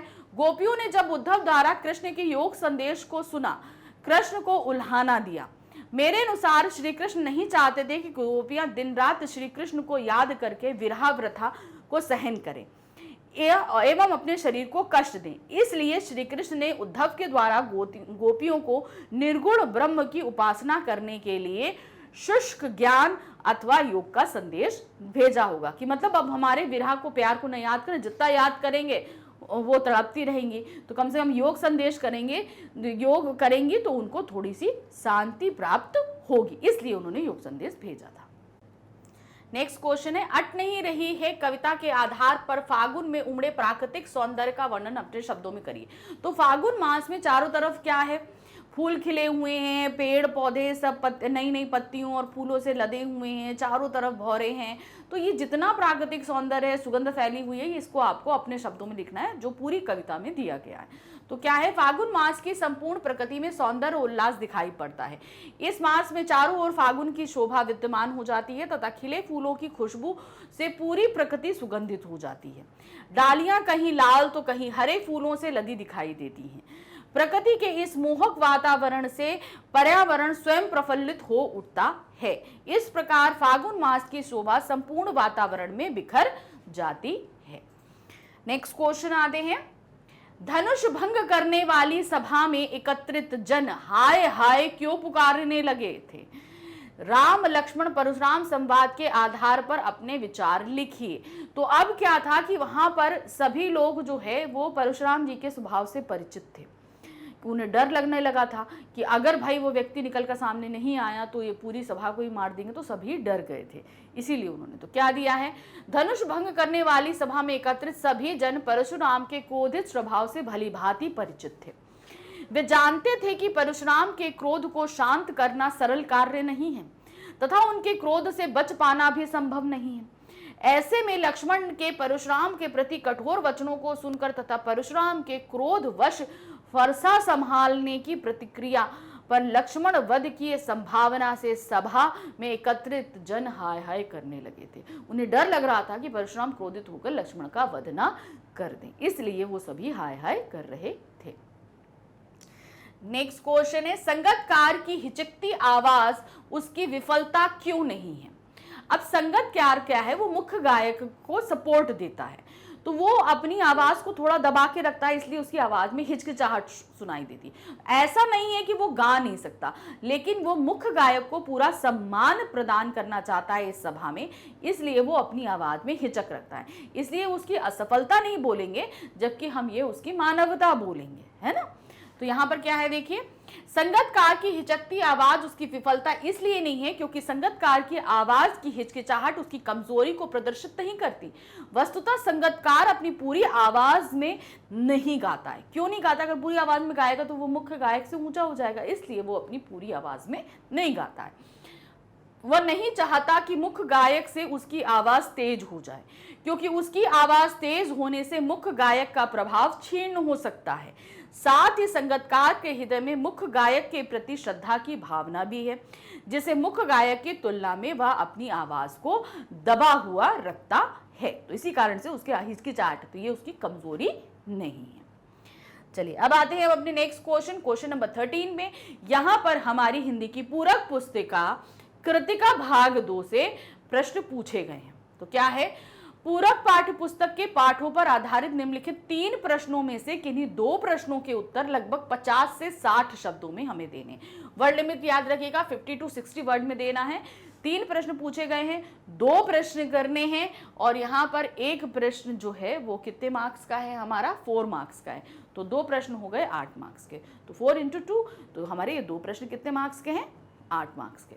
तो चलिए देखते हैं, पहला प्रश्न है, माता का अंचल पाठ के आधार पर बताइए कि तत्कालीन व वर्तमान समय में बच्चों की खेल सामग्री में क्या परिवर्तन आया है। भाई पहले के बच्चे जो हैं पत्ते, लकड़ी, कुल्हड़, मिट्टी, इन सब चीज़ों, पर्दा, चूहादानी, इन सभी के खेल सामग्री इस्तेमाल कर लेते थे। लेकिन वर्तमान समय में आपको महंगे महंगे खिलौने चाहिए, वीडियो गेम्स चाहिए, बैट बॉल चाहिए, तो ये सारी चीज़ें परचेज करनी पड़ती हैं हमको।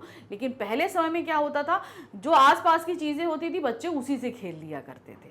अब इसको लिखेंगे कैसे, देखिए, माता का अंचल पाठ में भोलानाथ और उसके साथियों के खेल सामूहिक रूप से मिलजुल कर खेले जाते थे। उनके खेल की सामग्री बच्चों द्वारा स्वयं निर्मित की जाती थी। वस्तुतः घर की अनुपयोगी वस्तु ही उनके खेल की वस्तु बन जाती थी, जबकि वर्तमान समय में प्लास्टिक के आकर्षक खिलौने, टीवी, इलेक्ट्रॉनिक खिलौने का प्रचलन बढ़ गया है।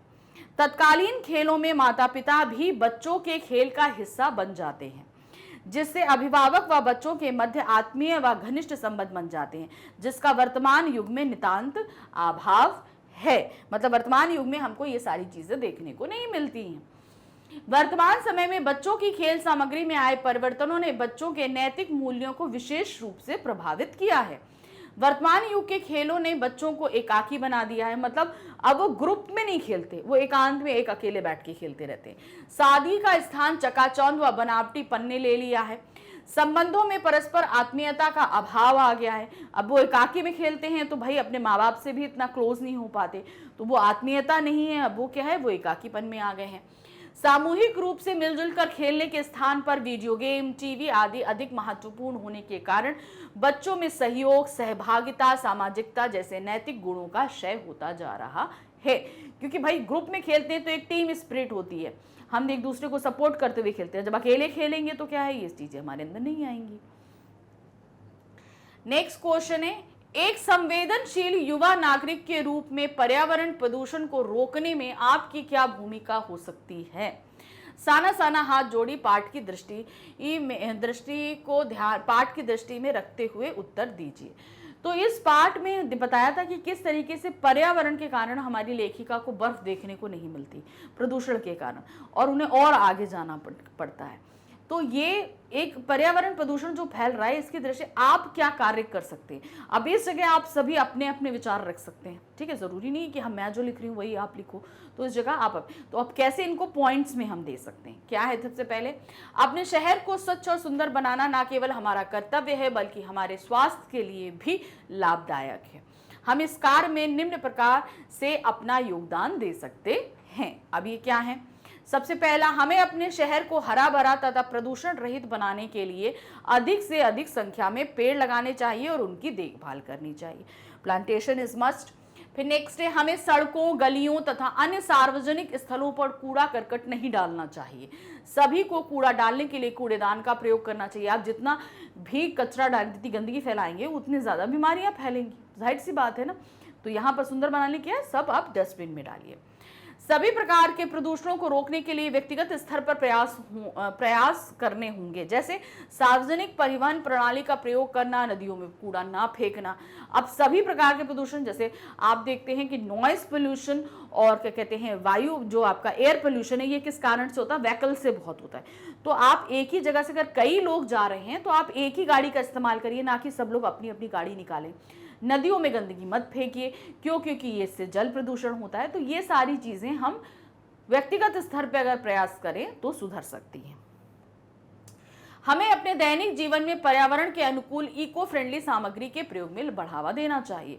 हम प्लास्टिक का उपयोग जो करते हैं उसका कम करके ऐसी चीजों का हम इस्तेमाल करें जिसको हम डिस्पोज ऑफ कर सकते हैं, जो रिसाइकल हो सकता है। ऐसी चीजों का हमें इस्तेमाल करना चाहिए। फिर समय समय पर पर्यावरण संरक्षण के अभियान चलाकर अपने आसपास के लोगों को जागरूक करना होगा तथा प्रत्येक व्यक्ति को पर्यावरण की सुरक्षा के प्रति अपनी व्यक्तिगत जिम्मेदारी सुनिश्चित करनी होगी। देखिए, पर्यावरण के बारे में जानते सभी लोग हैं, सभी लोग अवेयर हैं, लेकिन क्या है, हम अपनी डेली रूटीन की चीज़ों में इतना व्यस्त हो जाते हैं कि इस सारी चीज़ों को समझ नहीं पाते हैं। इसलिए बार बार जो है, अगर कार्यशालाएँ लगाएं, हम जो है लोगों को समझाएं, तो लोग उस तरफ आकर्षित होंगे और इसमें कदम बढ़ाएंगे। तो ये सारे प्रयास हम कर सकते हैं। नेक्स्ट है प्रश्न गा। साना साना हाथ जोड़ी पाठ में कहा गया है कि कटाव पर किसी दुकान का ना होना वरदान है, ऐसा क्यों है? भारत के अन्य प्राकृतिक स्थानों को वरदान बनाने में युवा नागरिक की क्या भूमिका हो सकती है? अब देखिए क्या है, कटाव में कोई भी दुकान नहीं है, तो जब भाई लोग जाएंगे नहीं तो वहां दुकान होगी नहीं, दुकान नहीं होगी तो पोल्यूशन नहीं होगा। इसलिए वो जो प्राकृतिक स्थल है वो अपनी प्राकृतिक रूप में ही बना रहेगा। जितने लोग जाएंगे, दुकानें खुलेंगी, उतना पोल्यूशन होगा और वो जो अपने प्राकृतिक स्वरूप को वो जगह अपना खो देगी। तो ये चीज कारण है, इसलिए बोला गया है कि वहां पे कोई दुकान नहीं है, तो ये एक वरदान है। कटाव सिक्किम का एक खूबसूरत किंतु अनजान सी जगह है जहां प्रकृति अपने पूर्ण वैभव के साथ दिखाई देती है। यहाँ पर किसी दुकान का ना होना उसके लिए वरदान है। यदि इस स्थान पर दुकानें होती तो व्यापारिक गतिविधियां बढ़ जाती, वाहनों का आवागमन बढ़ता, जिससे प्रदूषण तथा तापमान बढ़ जाता। भारत के अन्य प्राकृतिक स्थानों को वरदान बनाने में युवा नागरिकों की भूमिका हो सकती है, जैसे स्वच्छता का विशेष ध्यान रखना, सार्वजनिक वाहनों का ही प्रयोग करना, वृक्षों को ना काटना, नदियों के जल को दूषित ना करना, प्राकृतिक संसाधनों का दुरुपयोग ना करना और लोगों को पर्यावरण के विषय में जागरूक करना। तो ये सारा काम किया जा सकता है हम अपने पर्यावरण को बचाने के लिए। तो ये हमारी पूरक पुस्तिका के प्रश्न हो गए। अब आगे हम बढ़ते हैं, क्या है? तो नेक्स्ट क्वेश्चन नंबर 14 हमारे पास में आ रहा है, निम्नलिखित 3 विषयों में से किसी एक विषय पर लगभग 120 शब्दों में सार गर्भित अनुच्छेद लिखिए। तो अब ये जो हमारे पास क्वेश्चन आया ना, इसमें क्या है, हमको अनुच्छेद लिखना है। तीन टॉपिक दिए गए हैं, कोई एक टॉपिक आपको करना है, बस वर्ड लिमिट याद रखिएगा 120 वर्ड्स है। तो अब इसमें जो आपको दिया रहता है वो है आपके संकेत बिंदु। मैंने हमेशा आपको ये चीज़ बोली है कि संकेत बिंदु के हिसाब से ही हमें अनुच्छेद में लिखना है, लेकिन संकेत बिंदु को कहीं पे भी एज अ हेडिंग हमें नहीं लेना है। ये सावधानी ज़रूर बरतिएगा, क्योंकि अगर आप यहाँ पर मिस्टेक करते हैं तो आप काफ़ी मार्क्स अपने खो देंगे। तो कोई भी ये जो हेडिंग, ये जो संकेत बिंदु दिए हैं, इन्हें एज अ हेडिंग कभी मत लीजिएगा, ठीक है। अब जैसे हमारे पास पहला टॉपिक है परीक्षा से पहले मेरी मनोदशा, यानी कि जब आपके एग्जाम होने वाले होते हैं तो आपका मेंटल स्टेटस कैसा रहता है, किस तरीके से रहता है, वो चीज़ें। अब इस पे आपको लिखना, तो इसमें मतलब ये नहीं कि आप अपने मन से लिखते जाओ। अब इसको आपको 3 पॉइंट पे ही बताना है। पहला पॉइंट है परीक्षा के नाम से भय। जैसे ही परीक्षा का नाम लिया जाता है आपको डर लगने लगता है, इसके बारे में आपको बताना है। फिर उसके बाद बताना है आप पर्याप्त तैयारी आपने करी कि नहीं करी, कैसे करी, ये सारी चीज़ें। फिर प्रश्न पत्र देखकर भय दूर हुआ, और जैसे ही क्वेश्चन पेपर हमारे सामने आता है तब हमारा डर दूर हो जाता है। क्यों? क्योंकि तब हमें लगता है कि हमने पढ़ लिया है ना। तो बस आपको ये 3 चीज़ों पर ही अपना ये अनुच्छेद लिखना है। ये है हमारा 6 मार्क्स का। कितने मार्क्स का आएगा? 6 मार्क्स का एक हमारा अनुच्छेद रहेगा। तो यहाँ 3 टॉपिक दिए गए, तीनों को हम देखते हैं। तो पहला टॉपिक है परीक्षा से पहले मेरी मनोदशा। इसके संकेत बिंदु हैं परीक्षा के नाम से भय, पर्याप्त तैयारी, प्रश्न पत्र देखकर भय दूर हुआ। अब क्या है, देखिए, जो भी आप 3 अनुच्छेद हैं, जो भी अनुच्छेद आप ले रहे हैं उसको आप टॉप मिडिल हेडिंग में डाल देंगे, ठीक है। और फिर उसके बाद उसका आंसर लिखना शुरू करेंगे। विद्यार्थी जीवन में परीक्षा का विशेष महत्व है। अधिकांशतः सभी विद्यार्थी परीक्षा से घबराते हैं। परीक्षा वह शब्द है जिसके नाम मात्र से प्रत्येक विद्यार्थी घबरा जाता है। विद्यार्थी होने के नाते मैं भी परीक्षा के नाम से भयभीत हो उठा। जैसे जैसे परीक्षा का समय निकट आता जा रहा था वैसे वैसे मेरा भय और घबराहट दोनों बढ़ती जा रही थी। खान पान पर भी विशेष ध्यान नहीं दे पा रहा था। प्रत्येक क्षण परीक्षा का भय ही मन में रहता था। माँ के बहुत समझाने पर मैं धीरे धीरे परीक्षा के भय को भूलकर पाठ्यक्रम की तैयारी में जुट गया। अब देखिए, जो परीक्षा का भय था, जो पहला हमारा क्या कहते हैं पॉइंट संकेत बिंदु था, उसे हमने यहाँ तक एक्सप्लेन किया। फिर माँ ने समझाया और हमने तैयारी, तो पर्याप्त तैयारी जो हमारा दूसरा संकेत बिंदु था वो अब हमने शुरू कर दिया है। क्या है, मैं जुट गया। यदि किसी प्रश्न को लेकर कोई जिज्ञासा या आशंका होती तो अगले दिन शिक्षक से उसका समाधान करवा लेता था। इस प्रकार मैंने परीक्षा की पर्याप्त तैयारी कर ली थी और धीरे धीरे मन से परीक्षा का भय कम हो गया था। आखिरकार परीक्षा का दिन आ गया। अब क्या है, यहाँ पे परीक्षा की पर्याप्त तैयारी हो गई। अब इसके बाद प्रश्न पत्र देखकर दूर हुआ भय, वहां से शुरू हुआ। आखिरकार परीक्षा का दिन आ गया। परीक्षा का भय और घबराहट लिए मैंने परीक्षा भवन में प्रवेश किया। कुछ समय बाद प्रश्न पत्र मिला। मैंने प्रश्न पत्र पढ़ना शुरू किया। प्रश्न पत्र को पढ़ते ही मेरे मन में भय समाप्त हो गया, क्योंकि लगभग सभी प्रश्नों के उत्तर मुझे आते थे। मैंने सभी प्रश्नों के उत्तर लिखना शुरू कर दिया। मैंने लिखने में इतना व्यस्त हो गया कि कब मैंने सभी प्रश्नों के उत्तर लिख दिया मुझे पता ही नहीं चला। अब धीरे धीरे मेरे मन का भय प्रसन्नता में परिवर्तित हो गया। परीक्षा भवन से निकलते समय मेरे चेहरे पर भय के स्थान पर प्रसन्नता के भाव देखकर मेरे पिताजी बहुत प्रसन्न हुए। तो ये जो 3 पॉइंट थे हमने देखे, इन्हीं 3 पॉइंट पे ये पूरा आप अनुच्छेद लिख दिया। तो इसी तरीके से आपको लिखना है। जब आप एक पॉइंट से दूसरे पॉइंट पे आएंगे तो हमेशा उसको कनेक्टिव एक लाइन हमें ज़रूर देनी होती है, ठीक है। क्लियर हो गया अब आपको? चलिए देखते हैं दूसरा टॉपिक क्या है। दूसरा टॉपिक है कोरोना वायरस। हम सभी इससे बहुत अच्छी तरह वाकिफ़ हैं। रिसेंटली हमने इस वायरस को फेस भी किया है। बहुत से लोगों को कोरोना हुआ भी था, जिनको नहीं हुआ तो उन्होंने अपने आसपास के लोगों को देखा होगा इस चीज़ को। तो इस चीज़ को हम लोगों ने बहुत अच्छे तरीके से देखा है। अब इसी पे हमें अनुच्छेद लिखना है। तो 3 पॉइंट हमारे क्या है, कोरोना का संक्रमण क्या है, कैसे हुआ ये चीज़, बचाव के उपाय। तीसरा है लॉकडाउन में सकारात्मक प्रभाव। लॉकडाउन के सकारात्मक यानी पॉजिटिव जो पॉइंट्स रहे वो आपको देने हैं। तो सबसे पहले कोरोना वायरस टॉप हेडिंग देंगे, फिर उसके बाद लिखना शुरू करेंगे। कोरोना वायरस एक वैश्विक महामारी थी। यह एक ऐसा संक्रमण रोग है जो बहुत तेजी से संक्रमित व्यक्ति से अन्य लोगों में फैल जाता है। इस वायरस के संक्रमण के कारण विभिन्न देशों की अर्थव्यवस्था और जन सामान्य का जीवन पूर्ण रूप से प्रभावित हुआ। इस वायरस से संक्रमित व्यक्ति को 14 दिन का एकांतवास में रहने का परामर्श दिया जाता है ताकि संक्रमित व्यक्ति अन्य व्यक्तियों के संपर्क में ना आए। सॉरी। और अन्य लोगों को इसके संक्रमण से बचाया जा सके।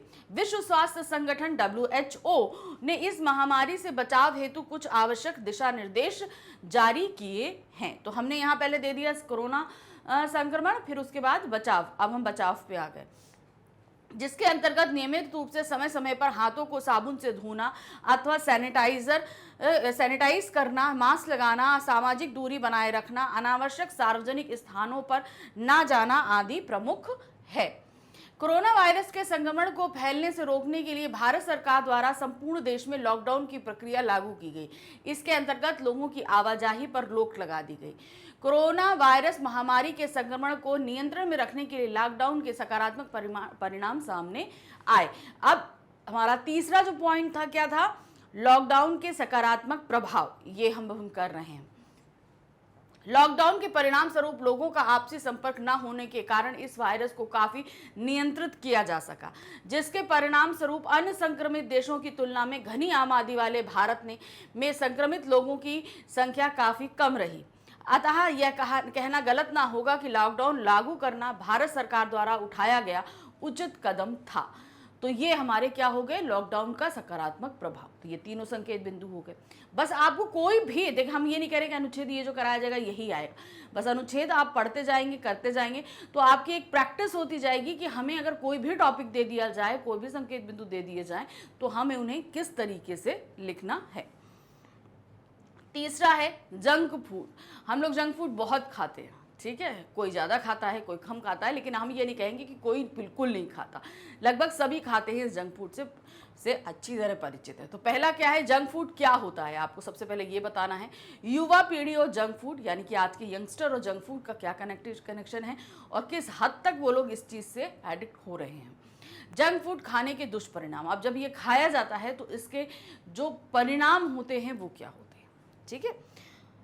तो सबसे पहले टॉप हेडिंग जंक फूड दे देंगे, फिर उसके बाद आएंगे। जंक फूड सामान्यतः उस खाने को कहा जाता है जिसमें अधिक मात्रा में खराब पोषण वाले तत्व, ट्रांस, वसा, चीनी, सोडियम इत्यादि विभिन्न प्रकार के हानिकारक रसायन पाए जाते हैं।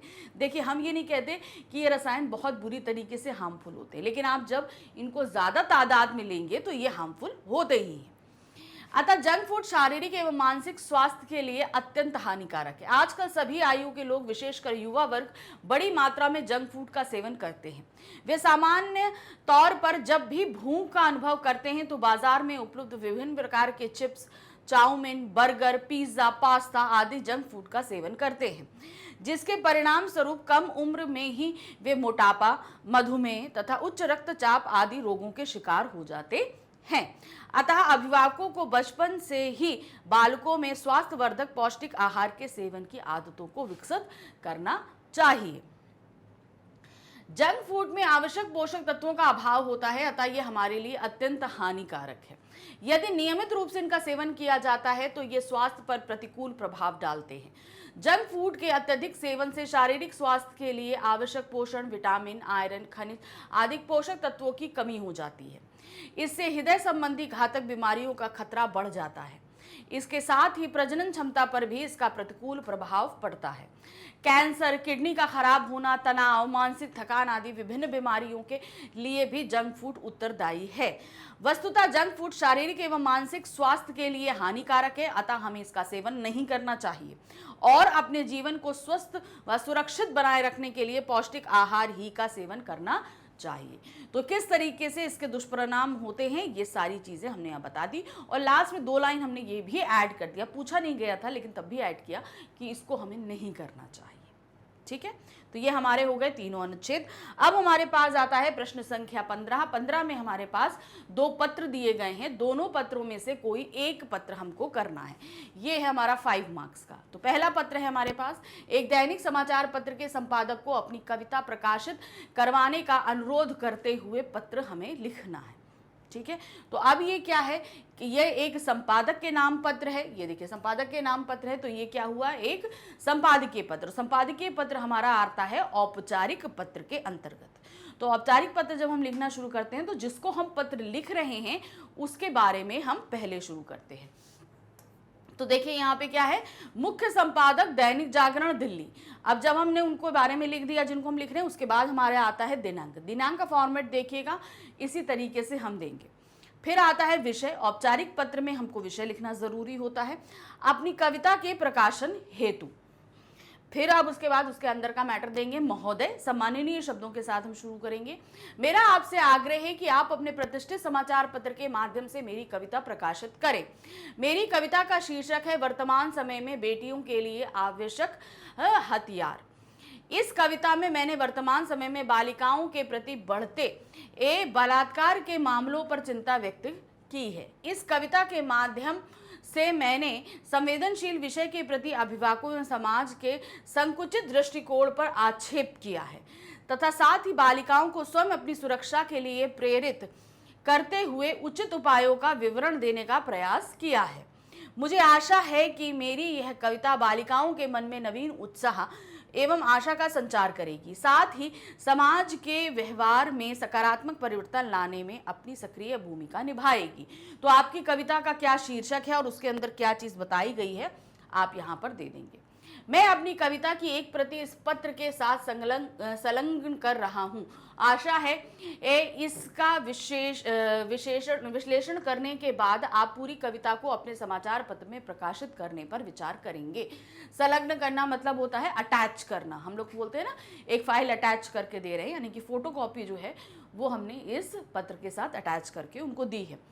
धन्यवाद भवदीय। अब यहाँ जो काखा गा आ रहा है, दो चीज़ें आपको बहुत कायदे से पत्र के अंदर ध्यान रखनी होती हैं। सबसे ज़्यादा ज़रूरी होता है इसका फॉर्मेट। फॉर्मेट में कोई भी चेंजेस मत करिएगा। औपचारिक अनौपचारिक पत्रों का फॉर्मेट अलग अलग रहता है, तो उसको तो बहुत ध्यान रख के चलना है। और दूसरी चीज़ होती है एक डेट और दूसरा आपका नीचे नाम। अगर पत्र के क्वेश्चन में किसी तरह के नाम के साथ आपको बांधा नहीं गया है तो आप अपना नाम ही लिखेंगे, ये ध्यान रखिएगा, कोई और नाम नहीं लिखेंगे। और डेट, जिस भी डेट को ये लेटर आप लिख रहे हैं, एग्जामिनेशन की डेट जो भी आपकी है, अगर आप उस डेट को पत्र लिख रहे हैं तो डेट वही रहेगी। ठीक है, चलिए अब नेक्स्ट आते हैं। नेक्स्ट हमारा ऑप्शन करके दूसरा पत्र था। अथवा करके छात्रावास में रहने वाले अपने छोटे भाई को पत्र लिखकर प्रातः काल नियमित रूप से योग एवं प्राणायाम का अभ्यास करने के लिए प्रेरित कीजिए।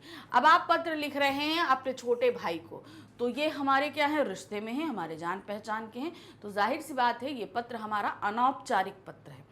अनौपचारिक पत्र जब हम लिखते हैं तो सबसे पहले अपना एड्रेस लिखते हैं। हम जहाँ पे भी रहते हैं उसका एड्रेस हम देंगे। तो हमने देखिए यहाँ पर दे दिया रोहित नगर दिल्ली। तो ज़रूरी नहीं है कि हमें पूरा पोस्टल एड्रेस देना है, आप इनिशियल एड्रेस भी दे सकते हो।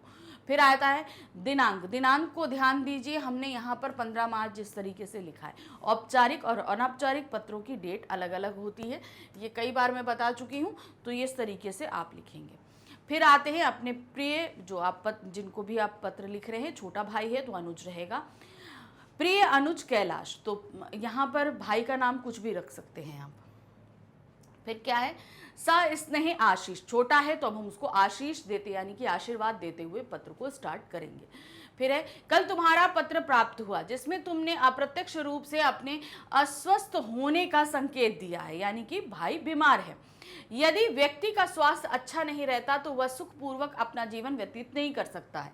यह तथ्य है कि स्वस्थ शरीर में ही स्वस्थ मस्तिष्क का वास होता है, अतः अपने स्वास्थ्य का ध्यान रखना अत्यंत आवश्यक है।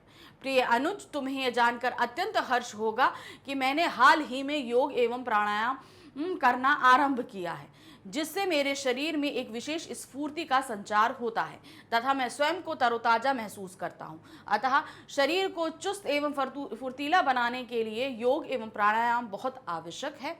नियमित रूप से ये प्राणायाम करने से न केवल आलस्य दूर होता है बल्कि शरीर में रक्त का संचार भी बढ़ जाता है।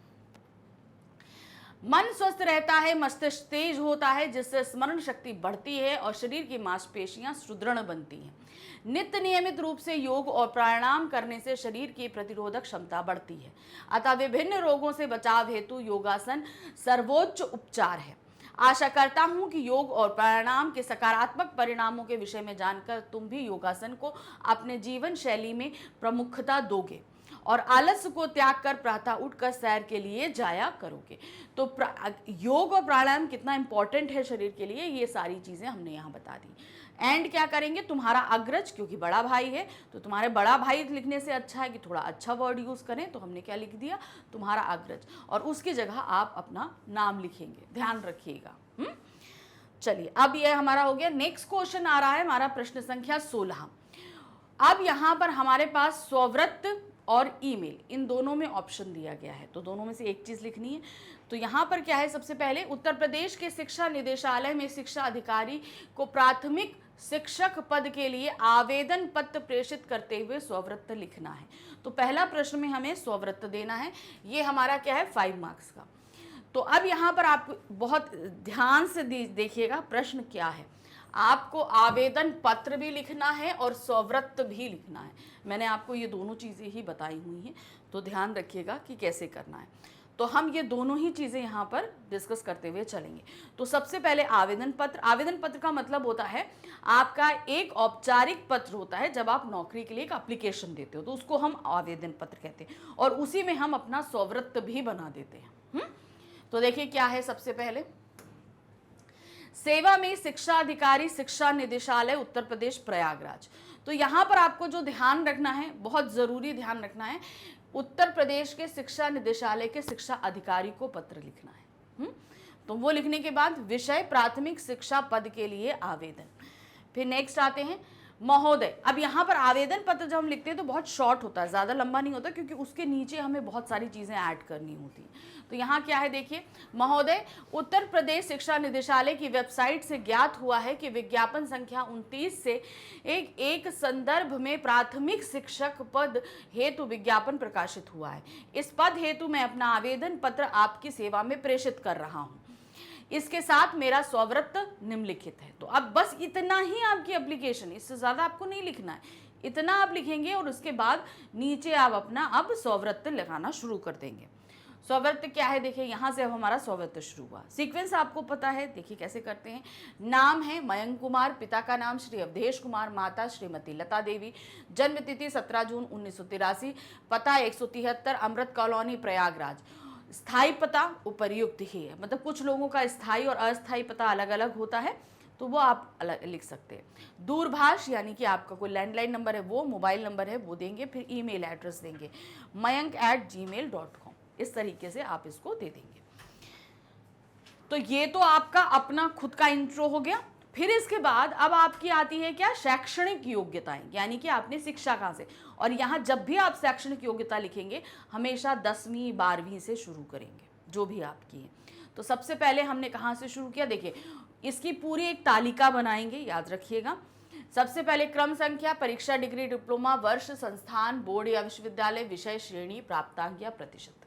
ठीक है, तो ये एक आपका ऑर्डर रहेगा हमेशा, याद रखिए। शैक्षणिक योग्यता हमेशा ग्राफ में बनाइएगा। पहला है 10वीं, 2008 में हमने किया, केंद्रीय विद्यालय से, सीबीएसई बोर्ड से किया है। विषय हमारे थे अंग्रेजी, हिंदी, संस्कृत, गणित, विज्ञान, सामाजिक विज्ञान। श्रेणी जब हमने इसको उत्तीर्ण किया प्रथम श्रेणी में थे और 95% अंक हमारे आए थे। दूसरा है हमारा 12वीं, सन 2000 में किया हमने। फिर है केंद्रीय विश्वविद्यालय, सीबीएसई बोर्ड। अब इसमें विषय थे अंग्रेजी, हिंदी, भूगोल, इतिहास, नागरिक शास्त्र। प्रथम श्रेणी में 96%। फिर उसके बाद हमने क्या किया, कला से स्नातक यानी कि बीए। अब हमारा आ गया ग्रेजुएशन, जो 12th के बाद हमारा क्या आता है, ग्रेजुएशन। तो हमने कला से स्नातक किया, यानी कि हमने बीए किया। ठीक है, फिर है इसमें 2003 में किया, भारतीय डिग्री कॉलेज लखीमपुर से, और संस्था और बोर्ड था हमारा कानपुर विश्वविद्यालय। विषय था हिंदी, अंग्रेजी, राजनीति शास्त्र, क्योंकि 3 होते हैं विषय। प्रथम श्रेणी में और 86% हमारा अंक आए। फिर उसके बाद हमने फिर से हमने स्नातक किया, मतलब अब हमने बीएड किया। ठीक है, पहले हमने क्या किया था, बीए किया, अब हमने क्या कर रहे हैं, हम बीएड कर रहे हैं। अब बीएड आपको पता है कि क्या होता है, हम जब टीचिंग लाइन में आना चाहते हैं तो उसके लिए हमें बीएड करना ज़रूरी होता है, तो बीएड हमने किया। फिर क्या है, 2004 में आईडी कॉलेज कानपुर से, कानपुर विश्वविद्यालय से, और विषय था शिक्षण, विषय हिंदी एवं सामाजिक विज्ञान। ये 2 विषय से हमने बीएड किया। प्रथम है और 87% हमारे मार्क्स आए। पांचवा हमारा था, हमने किया उत्तर प्रदेश अध्यापक पात्रता शिक्षा प्राथमिक स्तर। तो ये एक जो है डिग्री होती है जो हमें लेनी होती है, वो हमने ली 2011 में उत्तर प्रदेश माध्यमिक शिक्षा बोर्ड से, यानी कि सीबीएसई द्वारा ये किया जाता है। फिर है, इसका विषय था बाल मनोविज्ञान, हिंदी, अंग्रेजी और पर्यावरण गणित। प्रथम और 85% अंक हमें प्राप्त हुए। तो इस तरीके से हमने अपनी शैक्षणिक योग्यताएं जितनी भी हमने शिक्षा और डिग्री प्राप्त करी हैं वो सब दे दी। अब इसके बाद आती है अन्य संबंधित योग्यताएं। इसके अलावा हमारे पास और क्या योग्यताएं हैं। ऑनलाइन शिक्षण का अनुभव है। भाई लॉकडाउन में सभी लोगों को ऑनलाइन शिक्षा का अनुभव होना बहुत ज़रूरी रहा है, तो ये लॉन्ग डिस्टेंस के लिए, एजुकेशन के लिए बहुत ज़रूरी होता है। तो यहाँ पर हमने इनको पता है कि इसका शिक्षण का अनुभव है, पढ़ाने का हमको इस चीज़ का अनुभव है। 2 वर्ष का शिक्षण अनुभव है, यानी कि 2 वर्ष टीचिंग का अनुभव हमको है।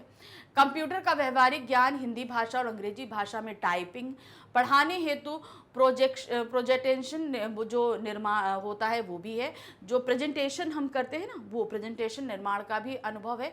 वीडियो एडिटिंग, कैमरा संचालन आदि का ज्ञान है। ये हमारी अन्य संबंधित योग्यताएं हो गई। फिर आती हैं उपलब्धियां। अब आपने क्या क्या कुछ प्राइज प्राप्त किए हों, जो कुछ भी हैं उसे आप मेंशन कर सकते हो। कविता लेखन, वाद विवाद प्रतियोगिता में अनेक पुरस्कार प्राप्त किए हैं। विद्यालय की बास्केटबॉल टीम का कैप्टन रहा हूं। तो ये 2 आपके पास जो भी योग्यताएं थी वो हमने यहाँ पर दे दी। फिर है गैर शिक्षण गतिविधियां। अब पढ़ाई से अलग हमारी कुछ गतिविधियां हैं, वो क्या है। पर्यटन का शौक है, यानी घूमने फिरने का बहुत शौक है, और सामाजिक गतिविधियों में भाग लेने का, मतलब जो समाज की जो गतिविधियां होती हैं, जैसे बहुत सारे उत्सव होते हैं और भी जैसे होते हैं आपके अवेयरनेस प्रोग्राम्स वगैरह होते हैं, तो उनमें हम पार्ट लेते रहते हैं, ये सारी चीज़ें। अब एंड में हमें देना होता है प्रतिष्ठित व्यक्तियों का विवरण जो उम्मीदवार की योग्यता एवं क्षमताओं से परिचित हो।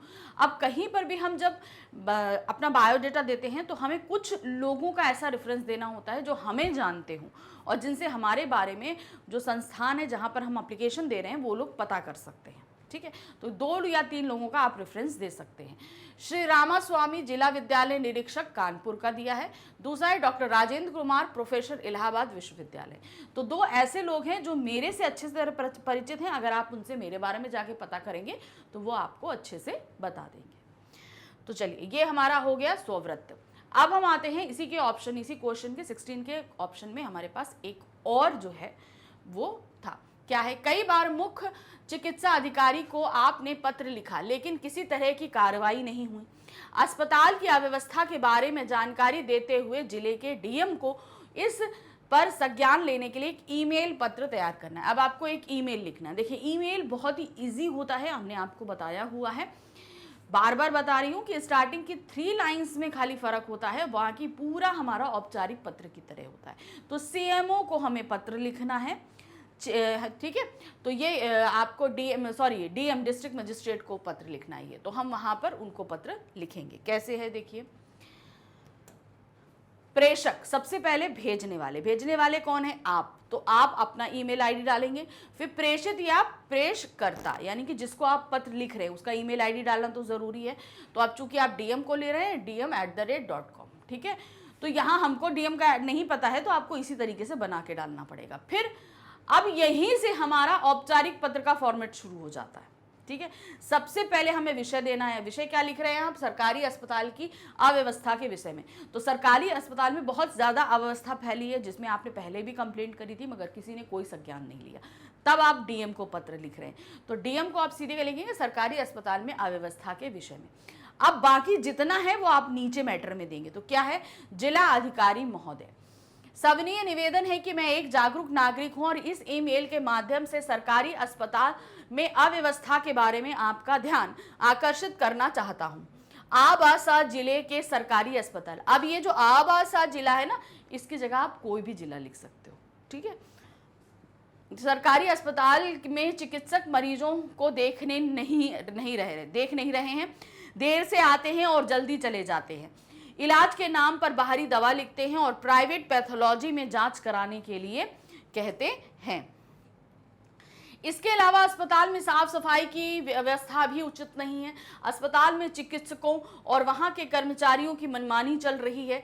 इसके बारे में कई बार मुख्य चिकित्सा अधिकारी को भी शिकायत की गई है, लेकिन उन्होंने केवल आश्वासन की घुट्टी पिला दी।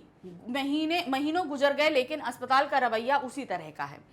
थक हार कर हम आपसे अनुरोध कर रहे हैं कि सरकारी अस्पताल की चिकित्सा व्यवस्था को सुधारने का कष्ट करें, ताकि हमारे क्षेत्र के लोग को सही चिकित्सा सेवा मिल सके। इसके लिए हम आपके आभारी रहेंगे। तो यहाँ पर हमने क्या बता दिया कि किस तरीके से सारी चीज़ें होंगी। क्योंकि बहुत अव्यवस्था जो फैली रहती है, आपने जितने जितने प्रयास किए हैं वो सारे प्रयास आप मेंशन कर दोगे। फिर नीचे धन्यवाद भवदीय आबासा, तो आबासा की जगह आप क्या लिखोगे? अपना नाम। अच्छा, अब इसमें एक और प्रश्न आता है, डेट।